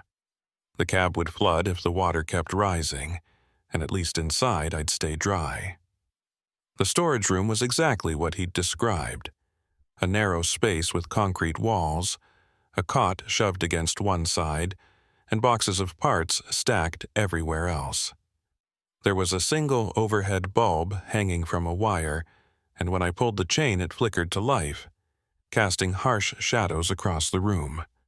I tested the door, confirmed it had a slide bolt on the inside, and felt marginally better. I set my jacket on a hook, kicked off my boots, and stretched out on the cot. It smelled like mildew and old canvas, but it was better than nothing. I must have dozed off because when I opened my eyes, the room was darker. The bulb dimmed or dying, and I could hear voices. Low, muffled, coming from somewhere beyond the door. I sat up slowly, listening. 2 people, maybe more, talking in tones that didn't carry words but carried tension. I slid off the cot, moved quietly to the door, and pressed my ear against it. The voices were clearer now, still indistinct but urgent, and I caught fragments. "Can't keep doing this," and "told you it was temporary," and then something that made my blood run cold. "Just another problem we don't need." I stepped back from the door, heart pounding, and tried to make sense of what I'd heard. Who were they talking about? Me? Someone else? And what did they mean by another problem? I thought about the mechanic's strange behavior, the way he'd watched me, the odd offer of the storage room. None of it had felt right. And now, listening to those voices, I realized I'd walked into something I didn't understand, something that might not let me walk back out. I moved back to the cot, sat down, and tried to think. The door was locked from the inside, so I was safe for now. But morning would come, and with it the expectation that I'd let the mechanic fix my rig and send me on my way. Except I didn't trust that anymore. I didn't trust him, didn't trust this place, and I definitely didn't trust the voices on the other side of that door. I needed to figure out what was happening here, and I needed to do it before I became whatever they meant by another problem. The rain continued through the night, relentless and oppressive, and I sat on that cot in the dark, listening to every sound, every creak of the building, every footstep that passed near my door. And somewhere in the back of my mind, a voice kept whispering the same question over and over. What have you gotten yourself into? I didn't sleep much that night. Every time I started to drift off, a sound would pull me back. Footsteps in the hallway, the creak of a door opening somewhere in the building, voices that rose and fell like they were arguing about something they couldn't quite resolve. I kept the bolt locked and stayed on that cot, fully dressed, boots within arm's reach, ready to move if I needed to. The rain never let up, just pounded against the roof in a steady rhythm that should have been soothing, but instead felt like a countdown, each drop marking time until something happened. Around 5 in the morning, when the sky was just starting to show the barest hint of gray through the single high window in the storage room, I heard the shop door open and close. Heavy footsteps crossed the concrete floor, deliberate and unhurried, and then stopped right outside my door. I sat up slowly, watching the door handle, waiting to see if it would turn. It didn't. Instead, there was a knock, 3 sharp raps that echoed in the small space. "You awake in there?" It was Talmadge Puckett's voice, flat and neutral, giving nothing away. I cleared my throat, tried to sound casual. "Yeah, I'm up." "Rain's letting up some, still coming down, but not like last night.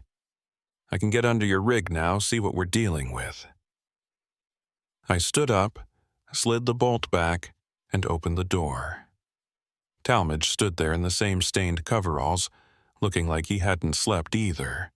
His eyes were bloodshot, and there was a tension in his jaw that hadn't been there yesterday. Behind him, the shop was dim, lit only by the weak morning light filtering through grimy windows. "How long you think it'll take?" I asked. He shrugged. "Depends on what's broken. Could be an hour, could be all day. Won't know until I get eyes on it." I nodded, following him out into the main shop area. The smell hit me again, that mix of oil and chemicals, but this time it was stronger, more pungent, like something had been disturbed or moved during the night. Talmadge grabbed a flashlight and a toolbox, gestured for me to follow, and we headed out into the drizzle. The lot was a disaster, half submerged in muddy water that came up past my ankles, and my rig sat there like an island in the middle of it all. He waded over to the driver's side, dropped to his knees in the muck without hesitation, and disappeared underneath. I stood there getting soaked, watching the water ripple around my boots, and tried to shake the feeling that I was being watched.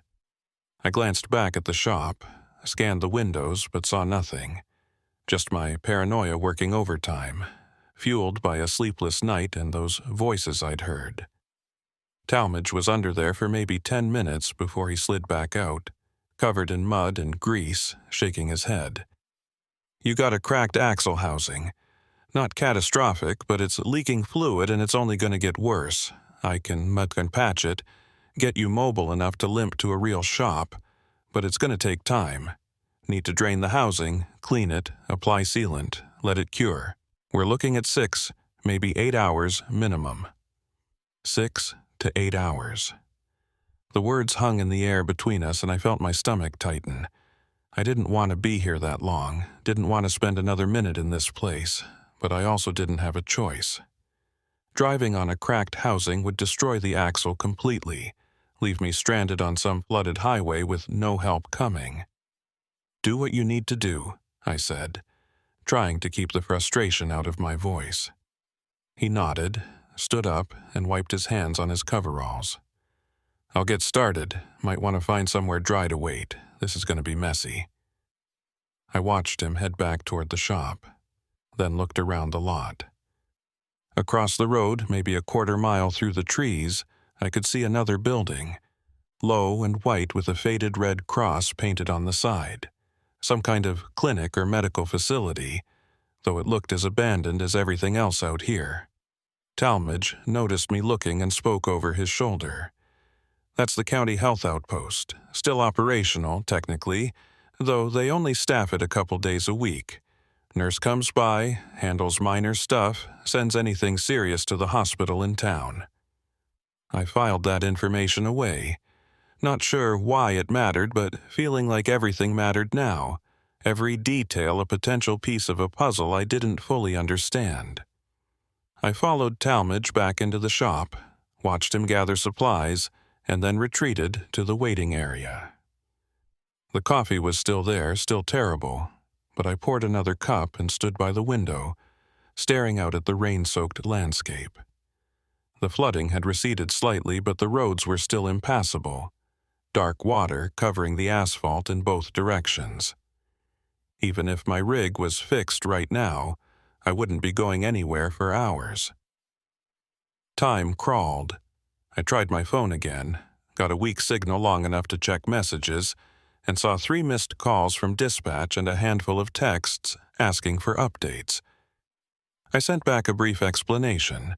Broken axle, stuck at repair shop, will update when mobile, and watched the message struggle to send before finally going through.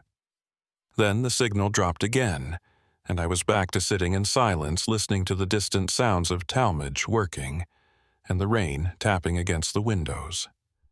Around 9, I heard a vehicle pull into the lot, tires splashing through puddles, and I moved to the window to look. It was a small SUV, white and mud-splattered, with a dented bumper and a parking sticker on the windshield that I couldn't make out from this distance. The driver's door opened, and a woman climbed out, middle-aged, wearing scrubs under a rain jacket and carrying a canvas bag over her shoulder. She moved with purpose, walking quickly toward the shop entrance, and I heard the front door open and close. Voices followed, low and brief, Talmadge's and hers, and then footsteps approaching the waiting area. She appeared in the doorway, looked at me with tired but sharp eyes, and gave a small nod. "You must be the driver with the broken axle. Talmadge mentioned you were here." I stood up, trying to read her, trying to figure out if she was part of whatever was happening here or just someone passing through. "That's me, Hoyt Renfro." She stepped into the room, set her bag on the folding table, and extended a hand. "Leota McRaney, I'm the county nurse, work out of the clinic across the way. Talmadge called me this morning, said you might need somewhere more comfortable to wait while he works. Figured I'd check in, see if you needed anything. Medical attention, food, whatever." Her tone was professional, almost clinical, but there was something underneath it, a weariness that felt familiar, like she'd seen too much and had learned to keep it all at arm's length. I shook her hand, noted the strength in her grip, the calluses that spoke of years doing hands-on work. "I'm all right, thanks. Just waiting it out." She studied me for a moment, eyes flicking over my face like she was assessing more than just my physical state. "You don't look all right. You look like you didn't sleep, and you're about 2 seconds from walking out that door and taking your chances on foot." Her bluntness caught me off guard, and I found myself almost smiling despite everything. "Is it that obvious?" She shrugged, pulled out a chair, and sat down without invitation. "I've been doing this job for 20 years. I know what fear looks like, and you've got it written all over you. So what's going on? Talmadge do something to spook you, or is it just the situation?" I hesitated, weighing how much to say. She could be trustworthy, could be someone who'd help if I asked. Or she could be part of whatever network was operating here, another piece of the machine keeping things running smooth and quiet. But something about her, the directness, the lack of pretense, made me want to trust her. "I heard voices last night," I said carefully. "People talking in the shop. Couldn't make out much, but enough to know something's off about this place.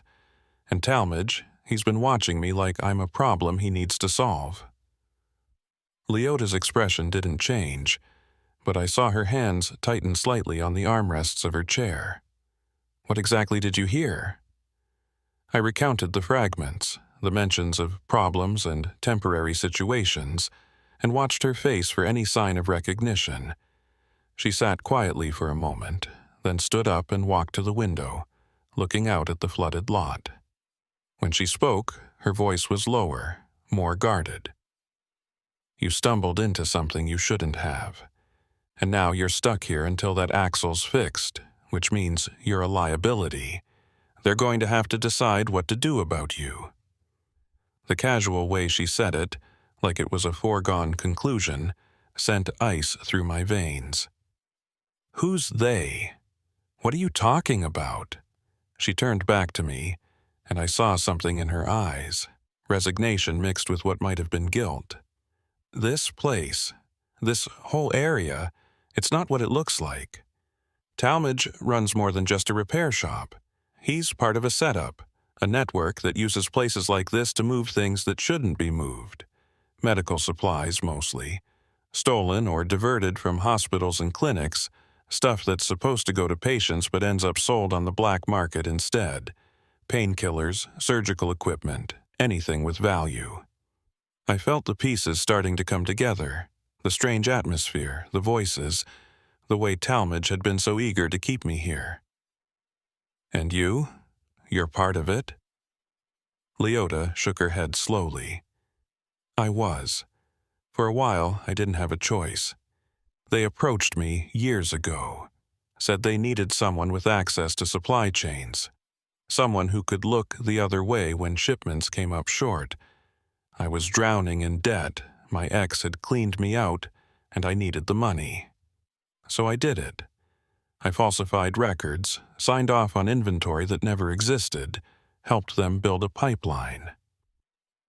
But I'm done now. I've been trying to get out for months, but they don't just let you walk away. The weight of what she was telling me settled over the room, and I realized just how deep this went. It wasn't just Talmadge, it was a system, organized and entrenched, using rural isolation and economic desperation to keep people complicit. Why are you telling me this? I asked. She looked at me directly, and I saw the exhaustion in her face, the toll of years carrying secrets. Because you're in danger. They can't let you leave knowing what you know, even if you don't realize what you know yet. And because maybe if I help you, I can do one decent thing before this all comes crashing down. Before I could respond, the door to the waiting area swung open, and Talmadge stood there, grease-covered and unreadable.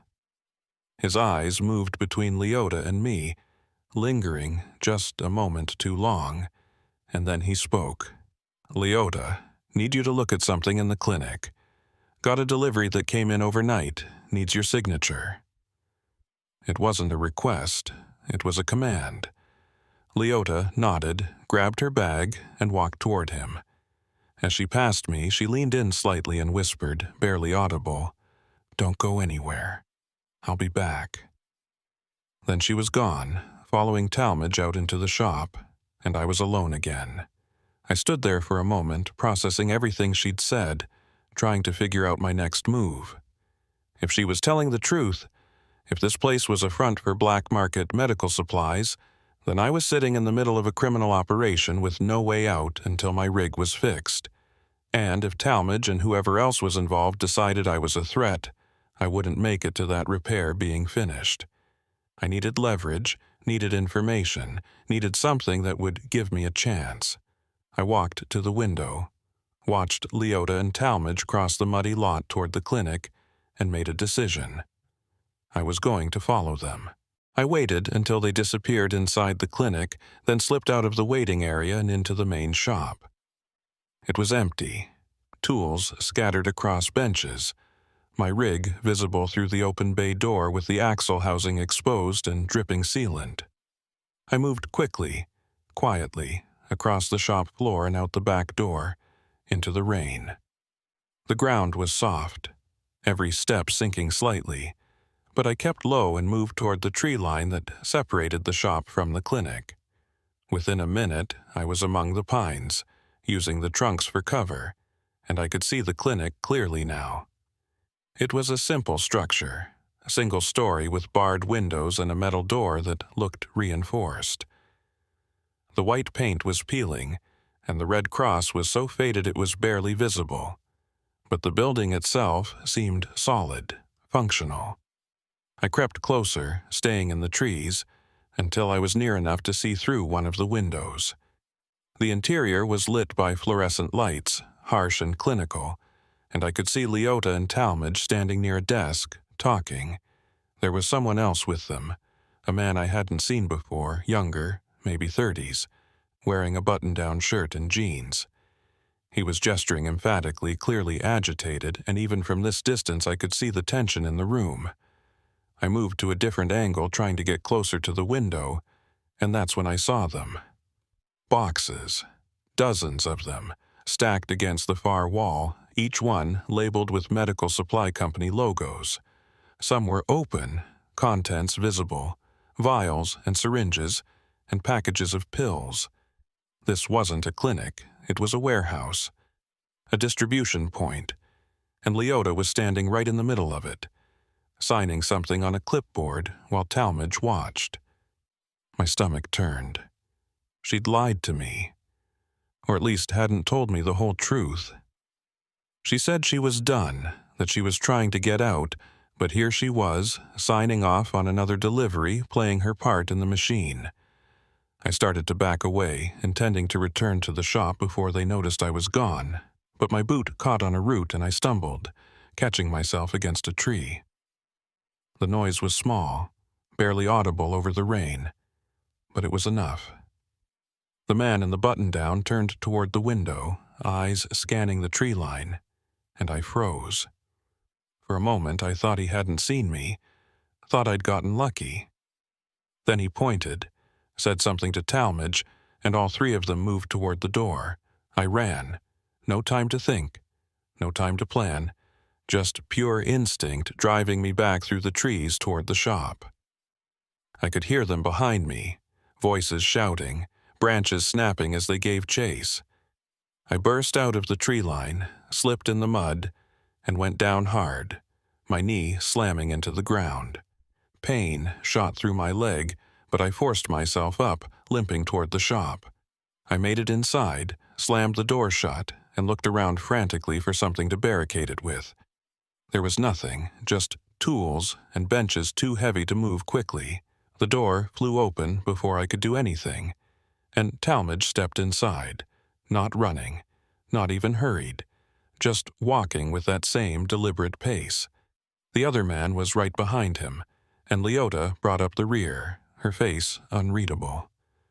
Talmadge looked at me, shook his head slowly, and spoke in that flat voice that somehow made everything worse.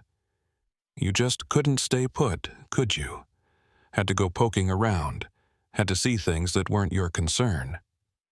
I backed up, hands raised, trying to project calm even though my heart was hammering. I didn't see anything. I don't know what you're doing here, and I don't care.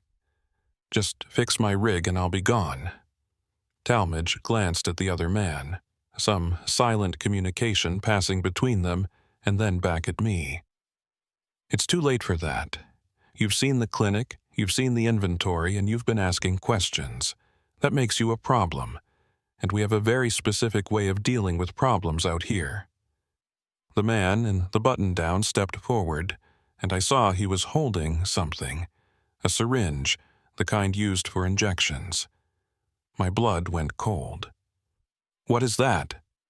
Leota moved then, stepping between me and the other two, her voice sharp. No, we're not doing this, not like this. Talmadge's expression hardened. Leota, step aside. This isn't up for debate. She didn't move. I said no, he's just a driver. He doesn't know anything that matters, and I'm not going to help you disappear another person. I'm done. The room went silent except for the rain drumming on the roof.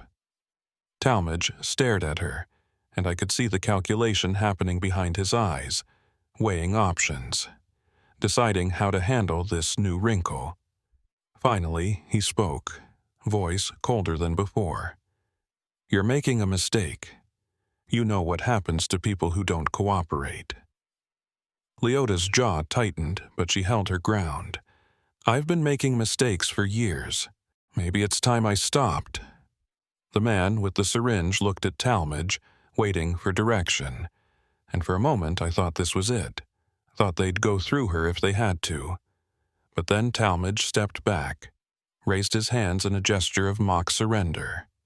"Fine, have it your way. But this is on you, Leota. Whatever happens next, you own it." He turned and walked toward the door, the other man following, and they disappeared into the rain. I stood there shaking, adrenaline still flooding my system, and looked at Leota. She was staring at the door, face pale, and when she finally spoke, her voice was barely above a whisper. "We need to go. Right now." "Go where? My rig's not fixed. The roads are flooded." She cut me off. "Forget the rig. They just went to make a call. Get instructions from whoever runs this operation. When they come back, it won't just be talk. They'll finish what they started, and they'll make sure I can't interfere. We have maybe 10 minutes before that happens." I looked at her, saw the fear in her eyes, the certainty, and realized she was right. This wasn't just about me anymore. She'd burned her bridge, chosen a side, and now we were both targets. "Where do we go?" She grabbed my arm, pulled me toward the back of the shop. "There's an old logging road about half a mile into the woods. Floods don't reach it because it's on higher ground. My SUV can make it if we move fast. Come on." We ran through the shop, out to the back door, into the rain. Leota led the way, moving with a sureness that told me she'd thought about this before, planned for the possibility of needing to run. We reached her SUV, climbed in, and she started the engine without hesitation. The tires spun in the mud, caught traction, and we lurched forward, bouncing across the lot toward the tree line. I looked back at the shop, saw Talmadge and the other man emerging from the clinic, saw them start running toward us, but Leota was already hitting the gas, and we plunged into the woods. The SUV crashed through underbrush, branches scraping against the sides, and I gripped the dashboard, bracing myself as we bounced over roots and rocks. Leota drove like she knew every inch of this terrain, weaving between trees, avoiding the worst of the obstacles, and within minutes we'd put distance between us and the shop. But I knew it wasn't over. They'd follow. They'd find us. Because people like Talmadge didn't just let problems walk away. And now, thanks to Leota's intervention, we were both problems that needed solving. The logging road was exactly what Leota had promised. Higher ground that cut through dense pine forest like a scar, rutted and overgrown but passable. The SUV bounced and lurched over exposed roots and washboard sections, the suspension protesting with every impact. But we kept moving. Leota's hands were white-knuckled on the wheel, her eyes fixed straight ahead, and I could see the tension radiating off her in waves. Neither of us spoke for the first few minutes, both of us just processing what had happened, what we'd left behind, and what was coming next. Finally, when the shop had disappeared completely behind us and the only sound was the engine straining and the rain pattering against the windshield, I broke the silence. "Where does this road lead?" Leota didn't take her eyes off the path ahead. "Eventually connects to County Road 12, about 8 miles north of here. From there we can hit the state highway, get to a town big enough to have actual law enforcement. But it's going to take us at least an hour in these conditions. Maybe more." An hour. I thought about Talmadge and that other man, about how quickly they could organize pursuit, about what resources they had at their disposal. "They're going to follow us." She nodded, jaw tight. "I know. Talmadge has people, connections. By now, he's already made calls, told them we're running. They'll set up roadblocks, or they'll just wait for us to surface somewhere. That's how this works out here. You can't just disappear, not when they've got eyes everywhere. The hopelessness in her voice was palpable, and I felt it settling over me too. The weight of being hunted in unfamiliar territory with no clear path to safety. So, what's the plan? We just drive until we get caught? She was quiet for a moment, navigating around a fallen branch, then said, "There's a place, about halfway to County Road 12, old hunting cabin my ex used to own. It's off the main path, hidden pretty well. We could hole up there for a few hours, let them search the obvious routes, then move when they're not expecting it." It wasn't much of a plan, but it was better than nothing. "You think it's still standing? Still usable?" She shrugged. "Haven't been there in 3 years, but it was solid timber construction. Should still be intact. And it's got a storm cellar, somewhere we can hide if we need to." A storm cellar. The thought of being underground, trapped in a confined space while they searched above, made my skin crawl. But if it came to that, if hiding was our only option, I'd take it over whatever Talmadge had planned for us back at that shop. "All right, get us there." The road deteriorated as we went deeper into the woods, the canopy overhead growing thicker and blocking what little light filtered through the clouds. It felt like driving into a tunnel, the world narrowing to just the path ahead, and the walls of trees pressing in on either side. I kept checking the side mirror, watching for headlights for any sign we were being followed, but saw nothing. Just rain and shadows, and the endless green of the Delta forest. After about 20 minutes, Leota slowed and turned onto what barely qualified as a trail, more of a gap between trees than an actual road. The SUV scraped against low-hanging branches, leaves and pine needles smearing across the windshield, and I had to trust that she knew where she was going because I couldn't see anything that looked like a path. Then, through the trees, I saw it. A small cabin, maybe 20 feet square, built from dark timber that had weathered to almost black. The roof was covered in moss and fallen branches, and one of the windows was cracked, but the structure looked intact. Leota pulled up as close as she could, killed the engine, and we sat there for a moment in the sudden quiet, just the rain and our breathing. "This is it," she said, already reaching for the door handle.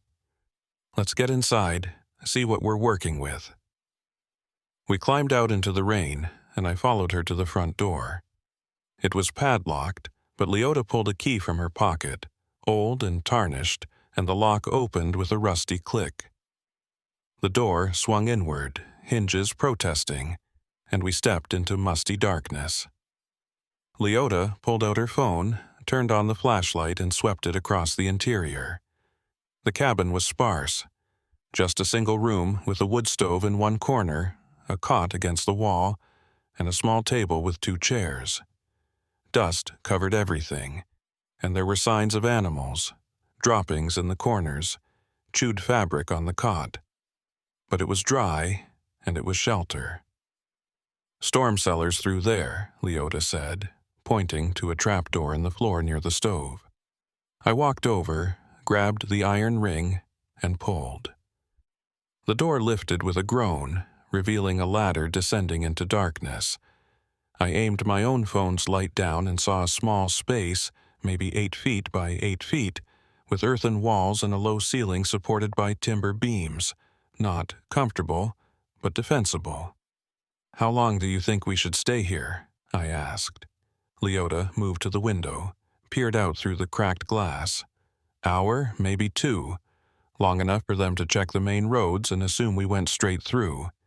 Then we move, take the back way to County Road 12. I nodded, lowered the trapdoor back into place, and looked around the cabin. There wasn't much to work with, no food, no supplies, just the bare bones of a shelter that hadn't been used in years.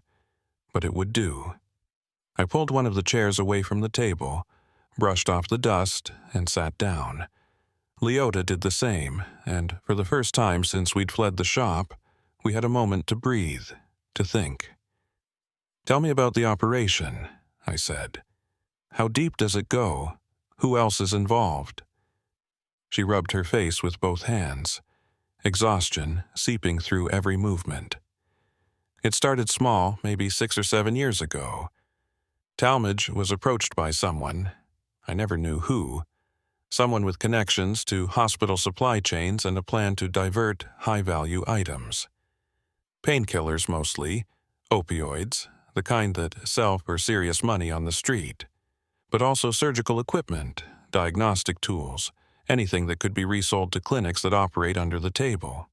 And they needed you because you had access," I said, filling in the blanks. She nodded. "I work county health, which means I interface with regional supply networks. I place orders, receive shipments, log inventory. It was easy to falsify records, make it look like we'd received less than we actually did, then pass the excess to Talmadge. He'd store it at the clinic, the one you saw, and distribute it through his network. Buyers would come in under the guise of needing vehicle repairs, pick up their product and leave. Clean, efficient, almost impossible to trace. I thought about the boxes I'd seen stacked in that clinic, the sheer volume of it. How much money are we talking about?" Leota's laugh was bitter, humorless, enough to keep a lot of people quiet. Talmadge was pulling in maybe $50,000 a month, and that was just his cut. Whoever's running the operation higher up, they're making 10 times that, maybe more. And it's not just this location. There are others scattered across the Delta, all using the same model. Rural isolation, economic desperation, and people like me who were willing to look the other way for a paycheck. The scope of it was staggering. This wasn't just a local scheme. It was a network, coordinated and sprawling, using the very infrastructure meant to help people as a pipeline for illegal goods. "Why didn't you go to the authorities?" I asked. "If you knew all this, why stay involved?" She looked at me, and I saw the shame in her eyes, the weight of complicity. Because I was scared. And because by the time I realized how deep it went, I was already in too far. They made sure of that. Gave me just enough rope to hang myself, made sure I signed documents, handled transactions, left a trail that would lead straight back to me if anyone ever investigated. I became insurance for them. If I talked, I'd go down too. So I kept quiet, kept playing my part, and told myself I'd find a way out eventually. She paused, swallowed hard.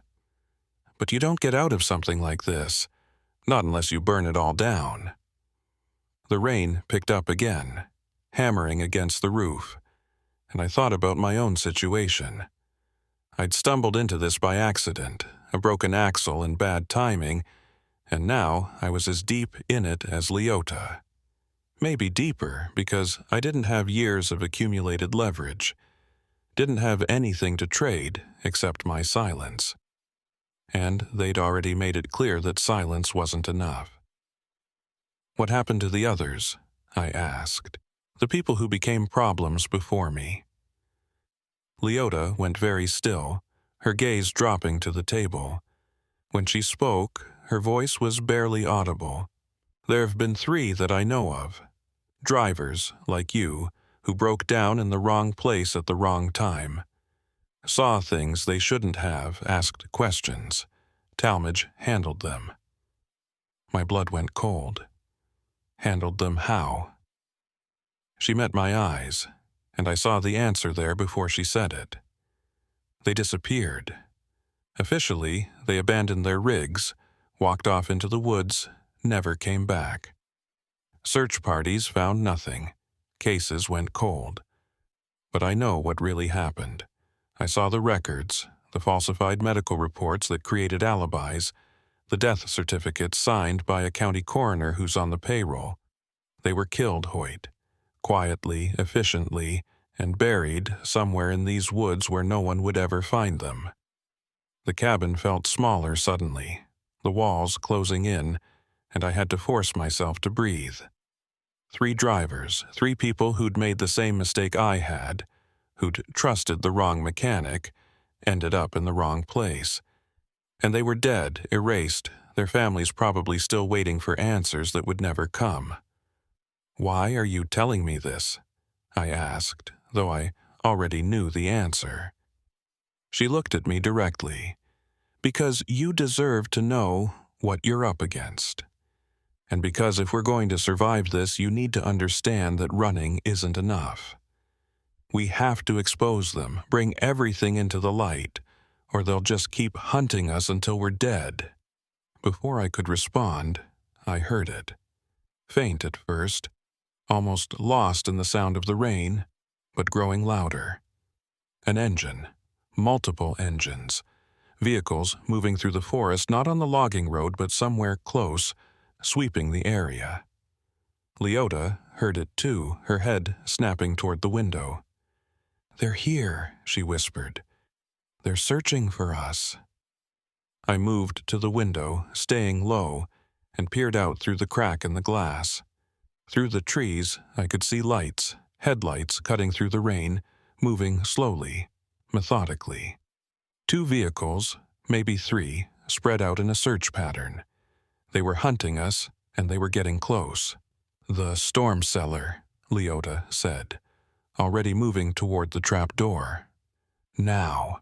I helped her lift it, and we descended the ladder quickly, pulling the door shut above us. The darkness was absolute, suffocating, and I turned on my phone's flashlight, keeping it pointed at the ground to minimize the glow. We crouched in the cramped space, barely room to move, and listened. The engines grew louder, closer, and then one of them stopped. Right outside the cabin, I heard doors opening, footsteps on wet ground, voices muffled by the rain but clearly searching, calling out. "Check the cabin," someone said.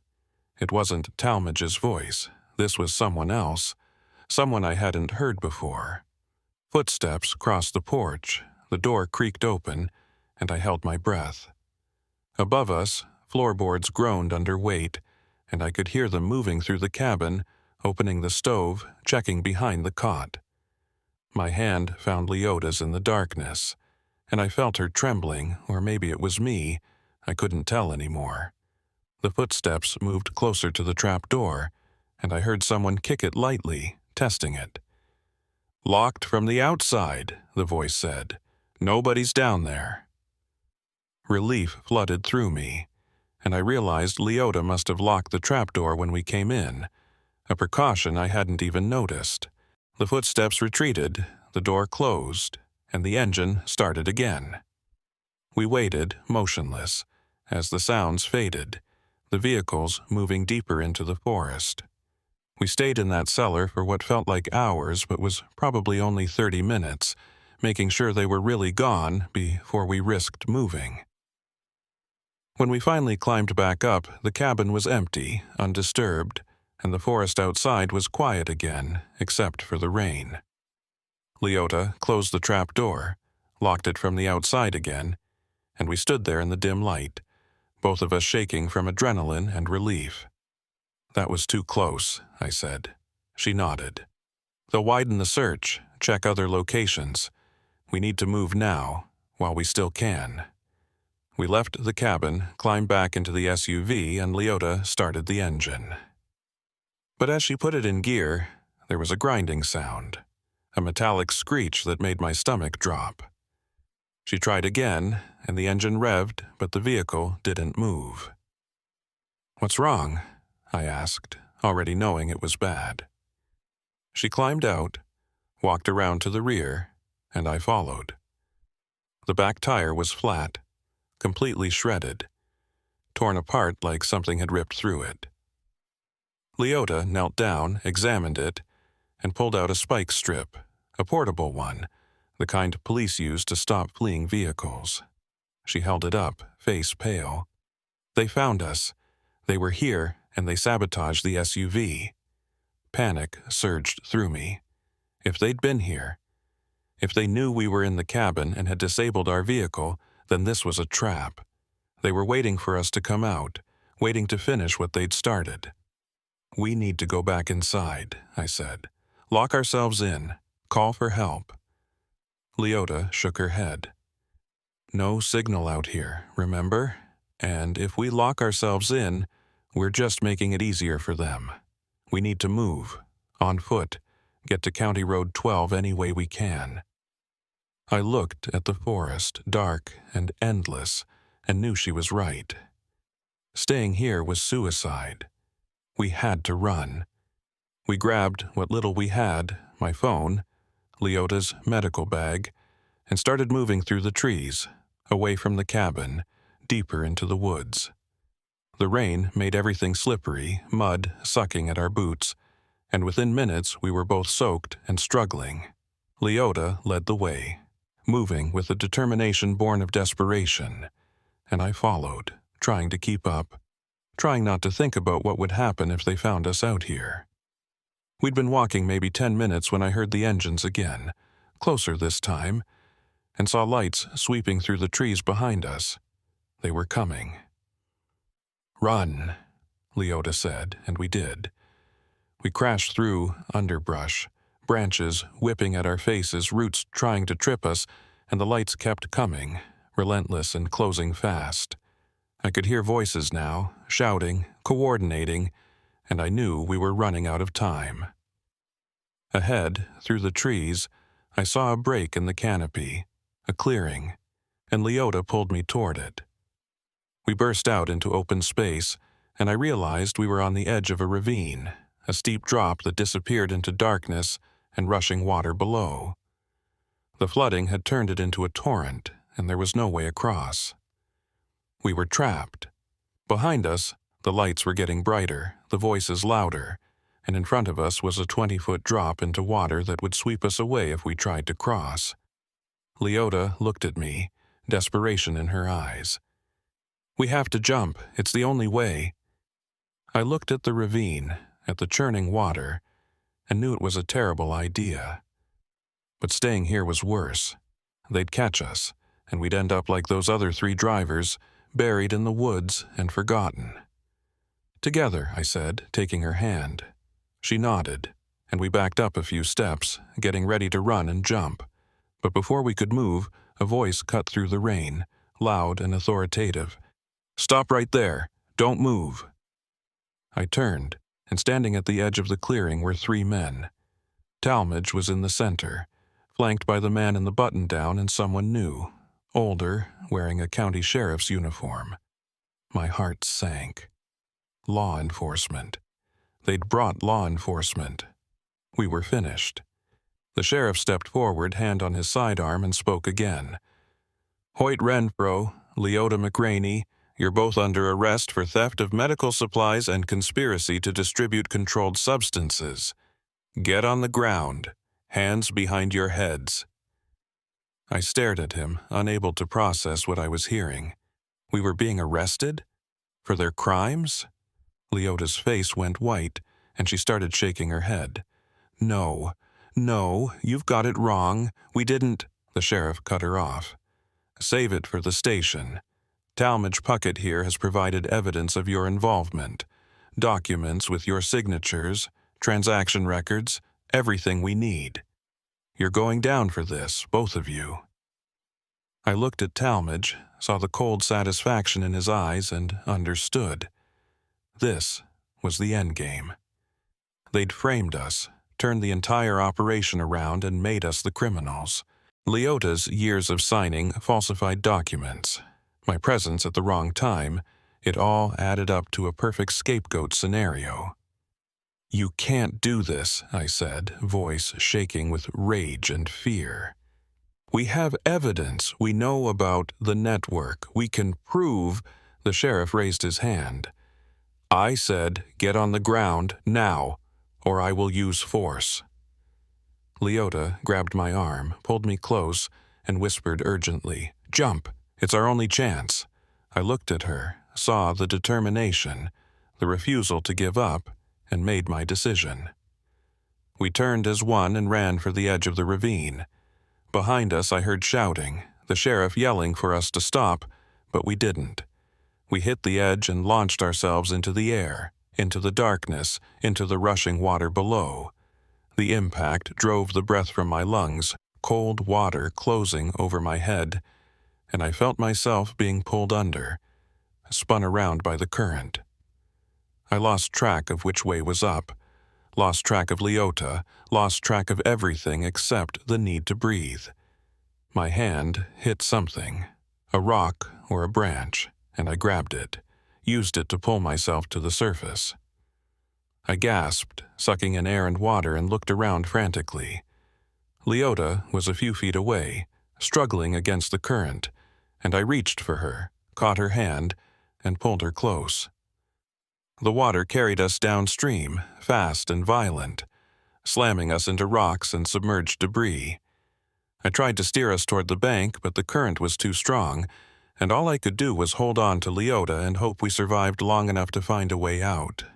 Behind us, I could hear the engines starting up again, knew they'd be following along the ravine, waiting for us to wash up somewhere they could reach us. But for now, we were moving. We were alive. And that was enough. The current finally began to ease after what felt like an eternity, the ravine widening and the water spreading out, losing some of its force. I managed to angle us toward the bank, and we grabbed onto an overhanging root, used it to pull ourselves out of the water. We collapsed on the muddy shore, coughing and shaking, too exhausted to do anything but lie there. Above us, the rain continued to fall, and somewhere in the distance I could still hear the engines, still hear them searching. Leota rolled over, looked at me, and somehow managed a weak smile. "Still alive," she said. I nodded, too tired to speak, and we lay there in the mud, listening to the rain and the river and the sound of our pursuers getting closer. This wasn't over. Not by a long shot. But we'd survived this far, and that meant we still had a chance. Somewhere in the back of my mind, I knew we had to keep moving, had to find a way to expose the network and clear our names. But right now, all I could do was breathe and be grateful for one more minute of freedom. We couldn't stay on that muddy bank. The sound of engines was getting closer, voices carrying through the rain-soaked air, and I knew they'd be on us within minutes if we didn't move. Leota was already struggling to her feet, water streaming from her clothes, her face set in grim determination despite the exhaustion I could see in every movement. I forced myself up, my knee screaming in protest from where I'd slammed it earlier, and we started moving along the bank, staying low, using the trees and underbrush for cover. The forest was denser here, thick with palmetto and vines that grabbed at our legs with every step.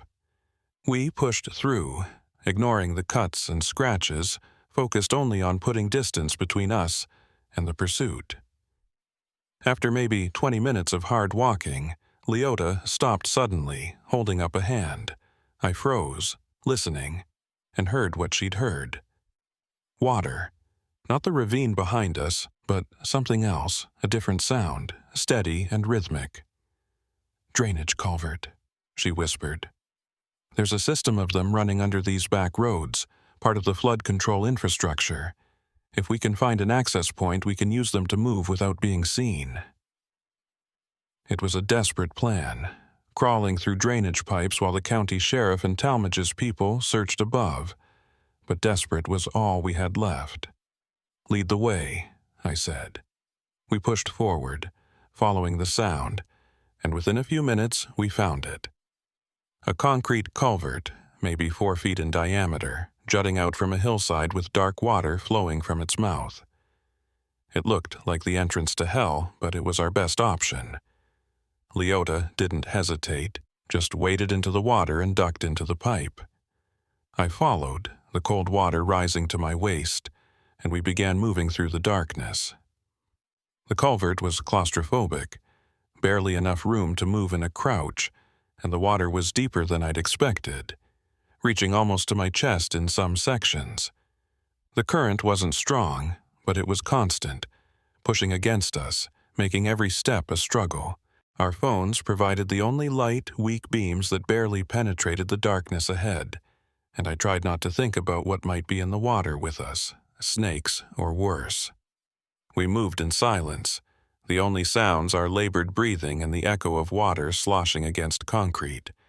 After what felt like hours but was probably only 30 minutes, the culvert began to slope upward, and the water level dropped. Ahead, I could see gray light filtering in, and we moved toward it, emerging into a larger chamber where several pipes converged. It was some kind of junction point, with a metal ladder leading up to a manhole cover. Leota climbed first, pushing the cover aside just enough to peer out. "We're on County Road 12, she said quietly. "About a mile from the nearest town. If we can make it there, find someone who isn't part of this, we might have a chance." She climbed out, and I followed, emerging onto wet asphalt in the middle of nowhere. The rain had finally started to let up. Just a light drizzle now, and in the distance I could see lights, the glow of a small town against the gray sky. We started walking, keeping to the shoulder, ready to dive into the ditch if we heard vehicles approaching. My body was screaming at me to stop, to rest, but I knew we couldn't. Not yet. Not until we found someone we could trust, someone who could help us expose what we'd discovered. We'd covered maybe half the distance when I heard it. A vehicle approaching from behind, moving fast. I grabbed Leota and we threw ourselves into the ditch, pressing flat against the wet grass. The vehicle roared past, a truck with county markings, and I caught a glimpse of the driver. Not the sheriff, someone else, but clearly searching. They were everywhere, had resources we couldn't match, and it was only a matter of time before they found us. "We can't walk into town," I said. "They'll be watching for us, every gas station, every store. We need another way." Leota nodded, thinking, and then her eyes widened slightly. "The church. There's a small Baptist church on the edge of town, been there forever. The pastor, he's old, been here since before any of this started. He's not part of the network, I'd stake my life on it. If we can get to him, explain what's happening, he might help us." It was thin, banking everything on one person's integrity, but we didn't have better options. "Where is it?" She pointed east toward a cluster of trees on the outskirts of the town lights. "About a quarter mile that way, off the main road. There's a cemetery behind it. We can approach from there, stay out of sight." We cut across a cotton field, the mud sucking at our boots with every step, and made our way toward the church. It was a small white building with a steeple, paint peeling but structure solid. Exactly the kind of place that had stood unchanged for generations. The cemetery was behind it, old headstones tilting at angles, and we used them for cover as we approached the back door. Leota tried the handle, locked. She knocked, soft but persistent, and we waited. After a long moment, the door cracked open, and an old man peered out. Suspicion clear on his weathered face. He was maybe 70, with white hair and eyes that had seen too much to be easily fooled. "Leota McRaney," he said, voice rough with age. "What in the Lord's name are you doing at my back door, looking like a drowned rat?" Leota stepped closer, keeping her voice low. "Pastor Whitfield, I need your help. We both do. We're in trouble, serious trouble, and you're the only person I trust." The pastor's eyes moved to me, assessing, then back to Leota. "What kind of trouble?" Leota took a breath, and I could see her gathering herself for what came next. "The kind that involves corruption, murder, and people who'll do anything to keep it quiet. The kind that's going to get us killed if you turn us away." Pastor Whitfield studied her for a long moment, then stepped back and opened the door wider. "Get inside, quickly." We entered a small office, cluttered with books and papers, and the pastor closed the door behind us, locking it. He gestured to 2 chairs, and we sat, water pooling beneath us on the old carpet. "Start from the beginning," he said. settling into a chair behind his desk. "And don't leave anything out." Leota told him everything. The medical supply theft, Talmadge's operation, the network of corrupt officials, the 3 drivers who'd been killed, and how we'd been framed to take the fall. The pastor listened without interrupting, his expression growing darker with each revelation, and when Leota finished, he sat back and shook his head slowly. "I've suspected something was wrong in this county for years," he said quietly. "Good people disappearing, families left with no answers, a feeling that something rotten was growing beneath the surface. But I never had proof, never had anything concrete to point to. Now you're telling me it's worse than I imagined." He stood up, walked to the window, and peered out through the curtains. "They'll be looking for you, the sheriff, Talmadge, all of them. This church won't stay safe for long." Leota leaned forward. "We need to get this information out, to someone outside the county, someone who can investigate without being compromised. The state police, the FBI, anyone." Pastor Whitfield turned back to us, and I saw resolution forming in his eyes. "There's a state police barracks about 40 miles north, near Greenwood. I know a trooper there, good man, not from around here. If anyone can help, it's him. But getting you there is the problem. The roads will be watched, and my car is too recognizable. They'd stop us before we made it 10 miles. I thought for a moment, then said, "What about the medical transport? Leota, you said the county health system has ambulances, vehicles that move between facilities. Could we use one of those?" Leota's eyes widened. "The depot is about 2 miles from here on the north side of town. They keep 3 ambulances there, usually only 1 driver on night shift. If we could get there, get one of those vehicles, we'd have a chance. Ambulances don't get stopped, don't get questioned." Pastor Whitfield nodded slowly. "It's risky, but it might work. I can get you close to the depot, drop you off where the cameras won't see. After that, you're on your own." It was the best plan we had. "When?" The pastor checked his watch. "Now. Before they widen the search, before they think to check here. We go now." He led us to his garage, a small structure attached to the back of the church, and we climbed into his ancient sedan, a car that looked like it barely ran, but started on the first try. Pastor Whitfield drove carefully, taking back roads and avoiding the main streets, and within 15 minutes we were on the outskirts of town near the medical depot. He pulled over near a cluster of trees, killed the engine, and pointed. "There, the white building with the bay doors. I'll wait here for 10 minutes. If you're not back by then, I'll assume you made it, and I'll head home.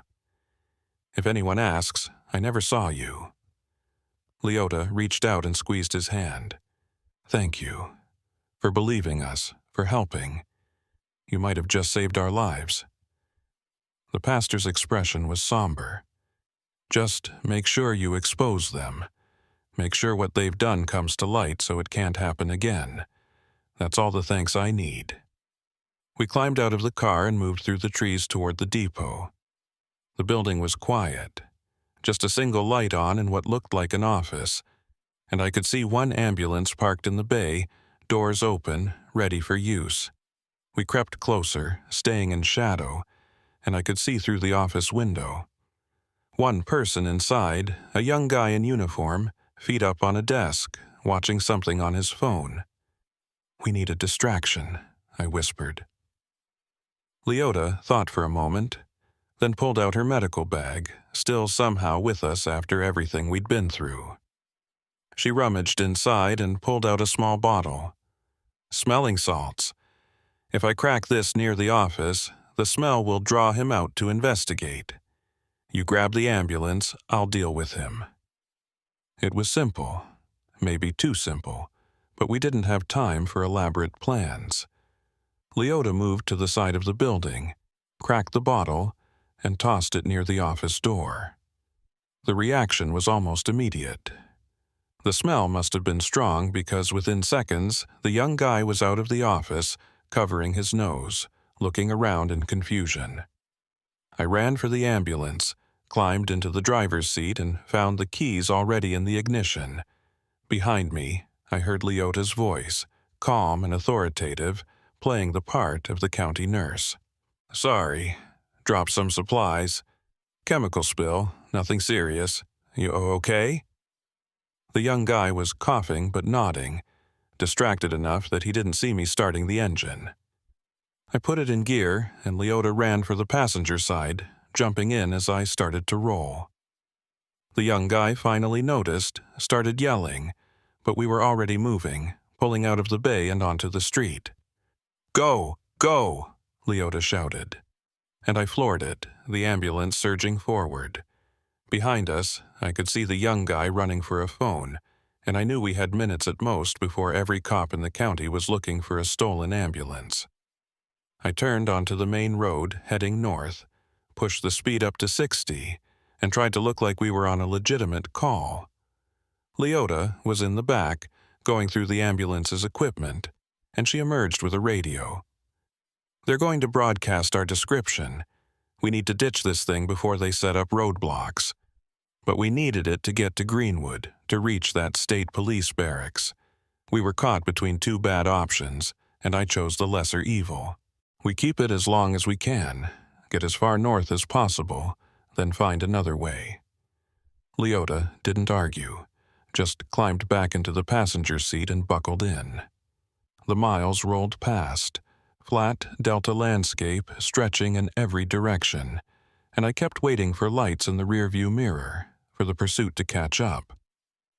But the road stayed clear, and I started to think we might actually make it. Then I saw them. Ahead, at an intersection, two county sheriff vehicles parked across the road, a makeshift roadblock. They'd anticipated our route, set up faster than I'd expected. I slowed, trying to decide whether to ram through or turn around, and that's when Leota grabbed my arm.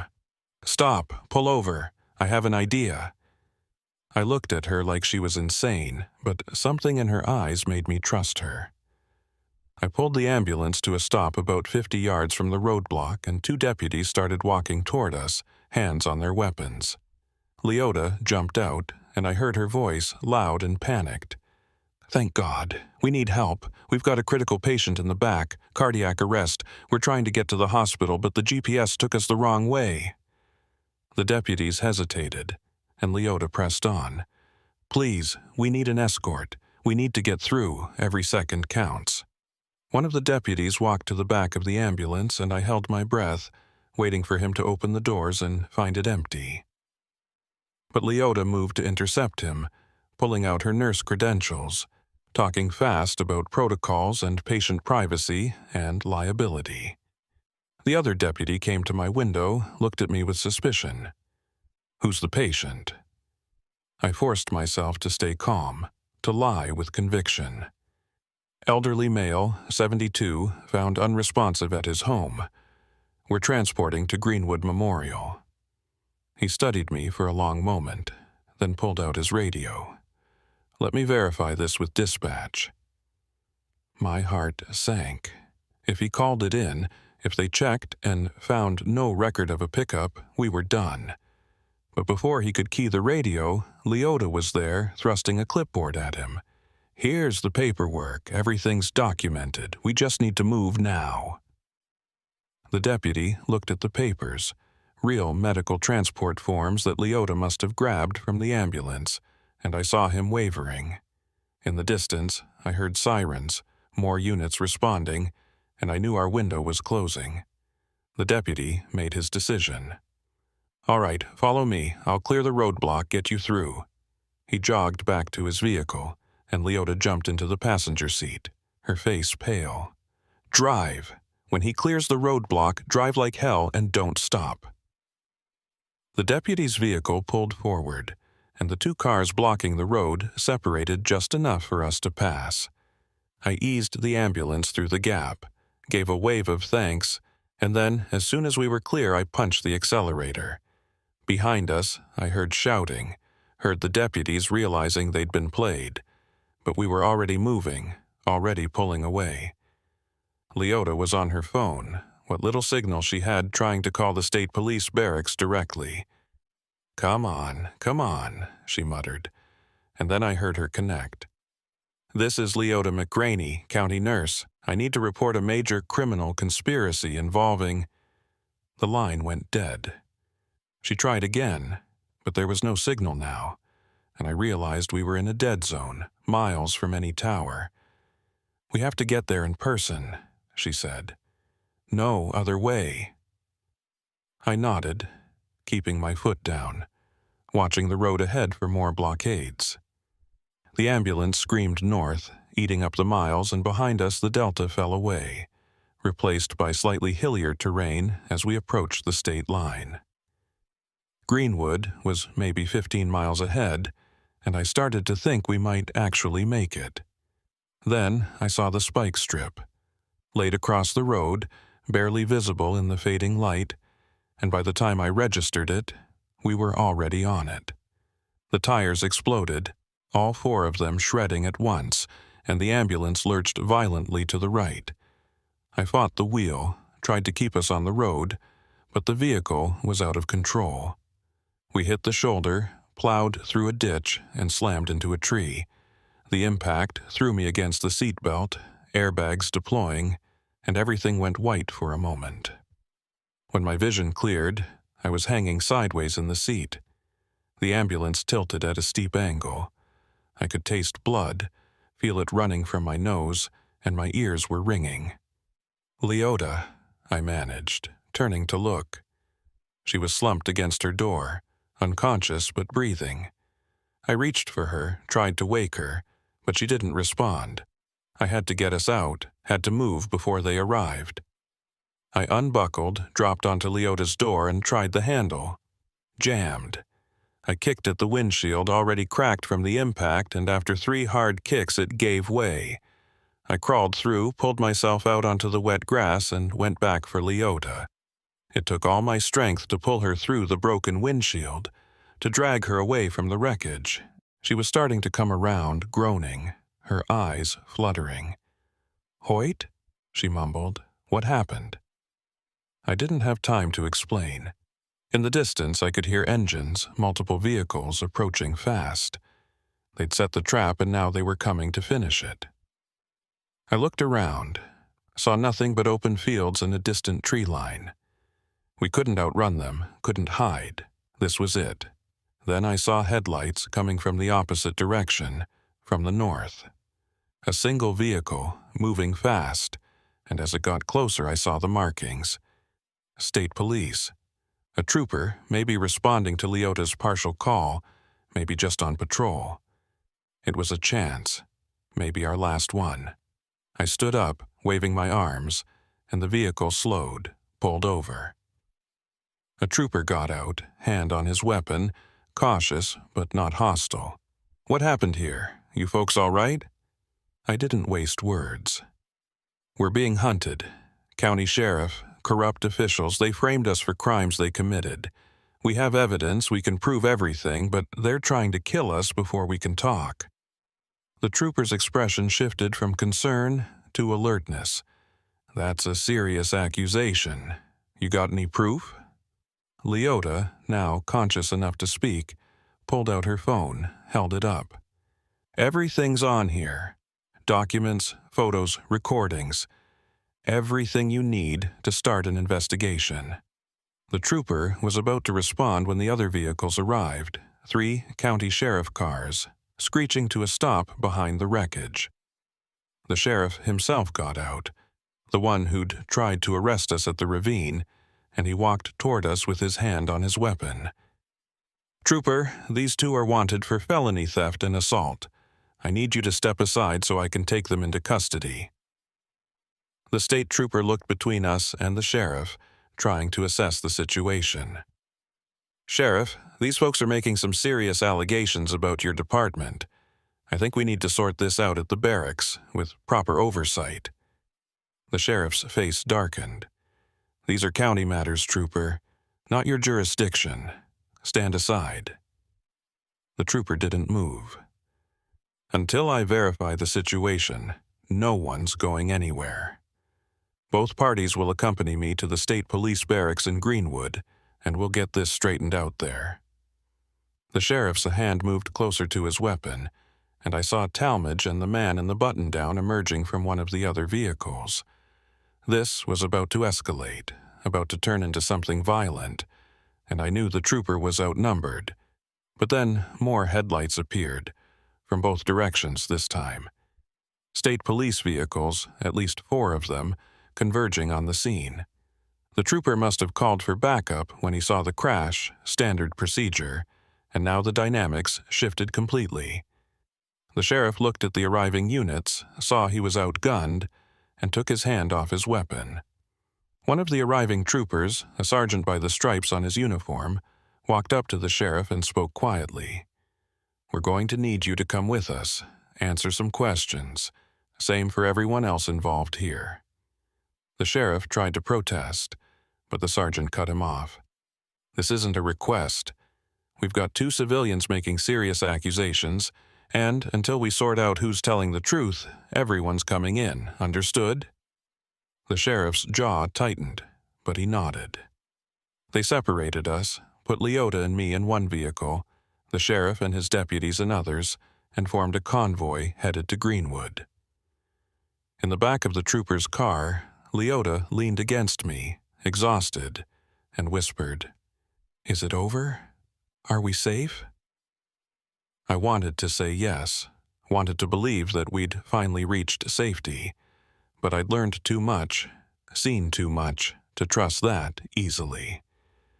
"We're safer than we were," I said carefully, "but until we get everything on record, until the investigation is complete, we're not out of the woods."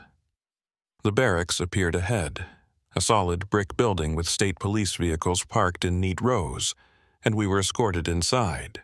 They separated us again, took us to different interview rooms, and for the next 6 hours I told my story to a succession of investigators, went over every detail, handed over the photos and information from my phone.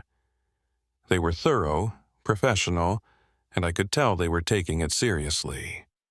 But I also knew how these things worked.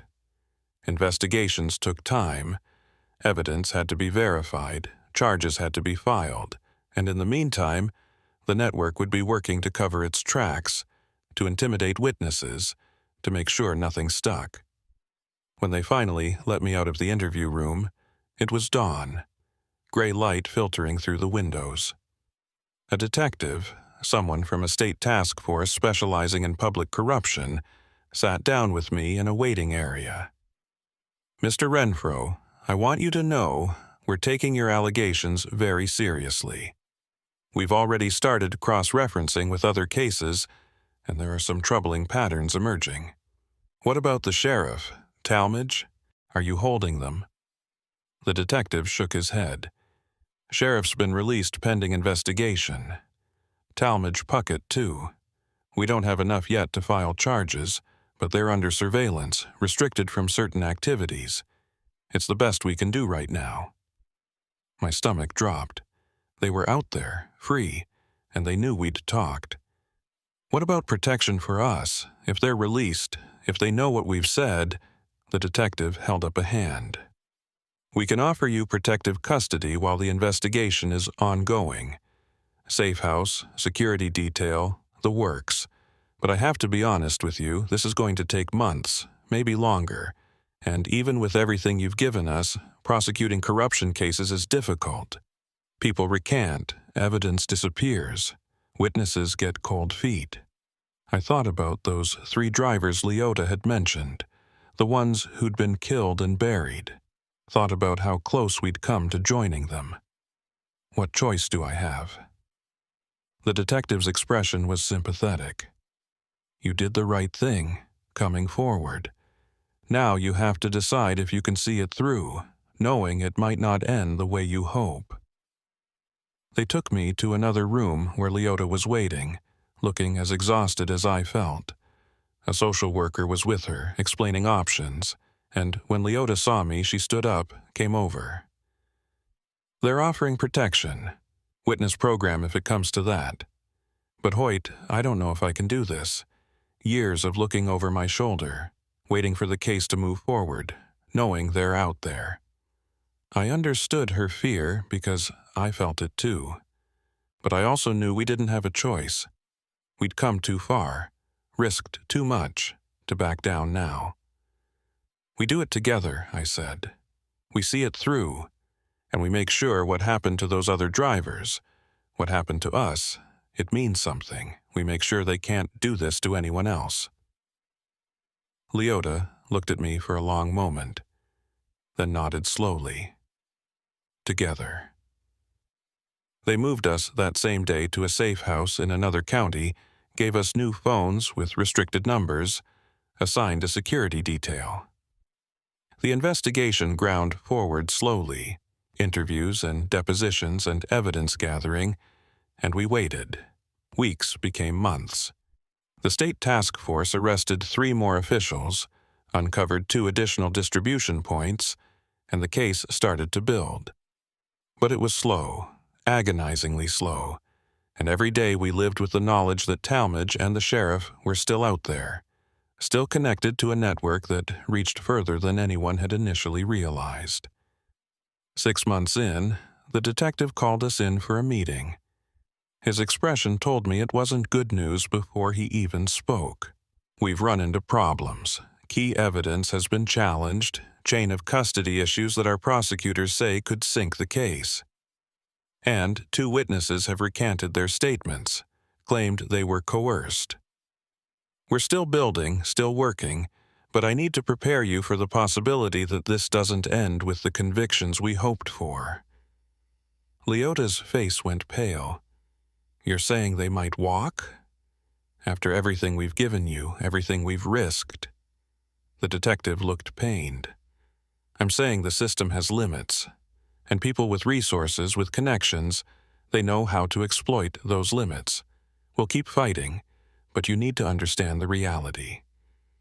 I felt something break inside me, the hope I'd been carrying that justice would prevail, that our sacrifice would matter. We'd given up everything, our lives, our freedom, our futures, and it might not be enough. We left that meeting in silence, returned to the safe house, and I sat there staring at nothing, trying to process what came next. The case dragged on for another 8 months before it finally went to trial. They managed to convict Talmadge on lesser charges, medical fraud and conspiracy, got him 15 years. The sheriff took a plea deal, resigned from his position, and served 18 months. Others in the network were never charged, protected by lawyers and jurisdictional technicalities, and the simple fact that proving conspiracy across multiple counties was nearly impossible. The 3 drivers who'd been killed, their cases remained officially unsolved, deaths by misadventure. No justice for their families. Leota and I were released from protective custody but advised to relocate, to take new identities if we wanted true safety. The network had been damaged but not destroyed, and there were people who remembered what we'd done, who might decide revenge was worth the risk. I took the state police up on their offer, became someone else, moved to a state I'd never been to, and started over with nothing but a new name and the clothes on my back. I don't know what happened to Leota. We were separated for security reasons, sent in different directions, and I hope she found some kind of peace, some kind of life worth living. I work construction now, manual labor that keeps me moving, keeps me from thinking too much. But I can't escape it, can't stop looking over my shoulder, can't shake the feeling that one day someone will recognize me, will remember what I did, and it'll all come rushing back. I don't sleep well. Every car that slows down near my apartment, every stranger who looks at me too long, every unexpected knock on the door, it brings it all back. The rain, the flooding, Talmadge's cold eyes, the feeling of drowning in that ravine. I think about my rig sometimes, still sitting in that lot behind Talmadge's shop, abandoned and probably stripped for parts by now. Think about the life I had before, the freedom of the road, the simplicity of just driving and being left alone. That's gone, and it's never coming back. I traded it for the truth, for the chance to expose what was happening in those Delta counties. And in the end, the truth didn't set anyone free. It just rearranged the pieces, shuffled the players, and left the game running. Sometimes I wonder if those other 3 drivers, the ones who were killed, if they had families who still wonder what happened. If there are people out there who never got closure, who still wait for a knock on the door that will never come. I think about calling the detective, asking him to look into those cases again, to give those families something. But I know it wouldn't matter. The evidence is gone, the witnesses are dead or silent, and the system has moved on. I saw a news article last month, buried in a regional paper online. A new county health coordinator had been appointed in that same Mississippi county. A reorganization after the scandal, they called it. The clinic where Leota and I had seen those boxes, it was shut down, officially due to structural issues. Talmadge's shop was sold to a new owner, someone with no connection to the previous operations, according to the article. Clean slate, fresh start, nothing to see here. But I know better. I know how these things work, how the network adapts and rebuilds, how corruption doesn't die, it just changes addresses. I'll carry this for the rest of my life. The knowledge of what I saw, what I survived, and how little it ultimately changed. Leota was right when she said you don't get out of something like this. You just learn to live with it, learn to function with the weight of it pressing down on you every day. And you hope, desperately, futilely, that maybe somewhere down the line someone will learn from what happened. That maybe the next driver who breaks down in the wrong place will be smarter, more cautious, more willing to trust their instincts when something feels wrong. But deep down, I know that's not how it works. Because there will always be another driver, another broken axle, another storm forcing someone off the highway into a place they shouldn't be. And there will always be people like Talmadge, like that sheriff, like all the others we never identified, waiting in those places, running their operations, disappearing anyone who sees too much. I keep a bag packed, always. Same as before, same as when I was in protective custody, because I know that one day, maybe tomorrow, maybe 10 years from now, someone will connect the dots. Someone will realize who I am, where I am, and they'll come to finish what they started on that rainy night in Mississippi. And when that day comes, I'll run again. I'll disappear again. Because that's what my life is now. An endless cycle of hiding and waiting and knowing that the people I exposed, the system I tried to break, it's still out there, still running, still hurting people. And there's nothing I can do about it except survive one more day and then another, and hope that maybe, just maybe, that's enough.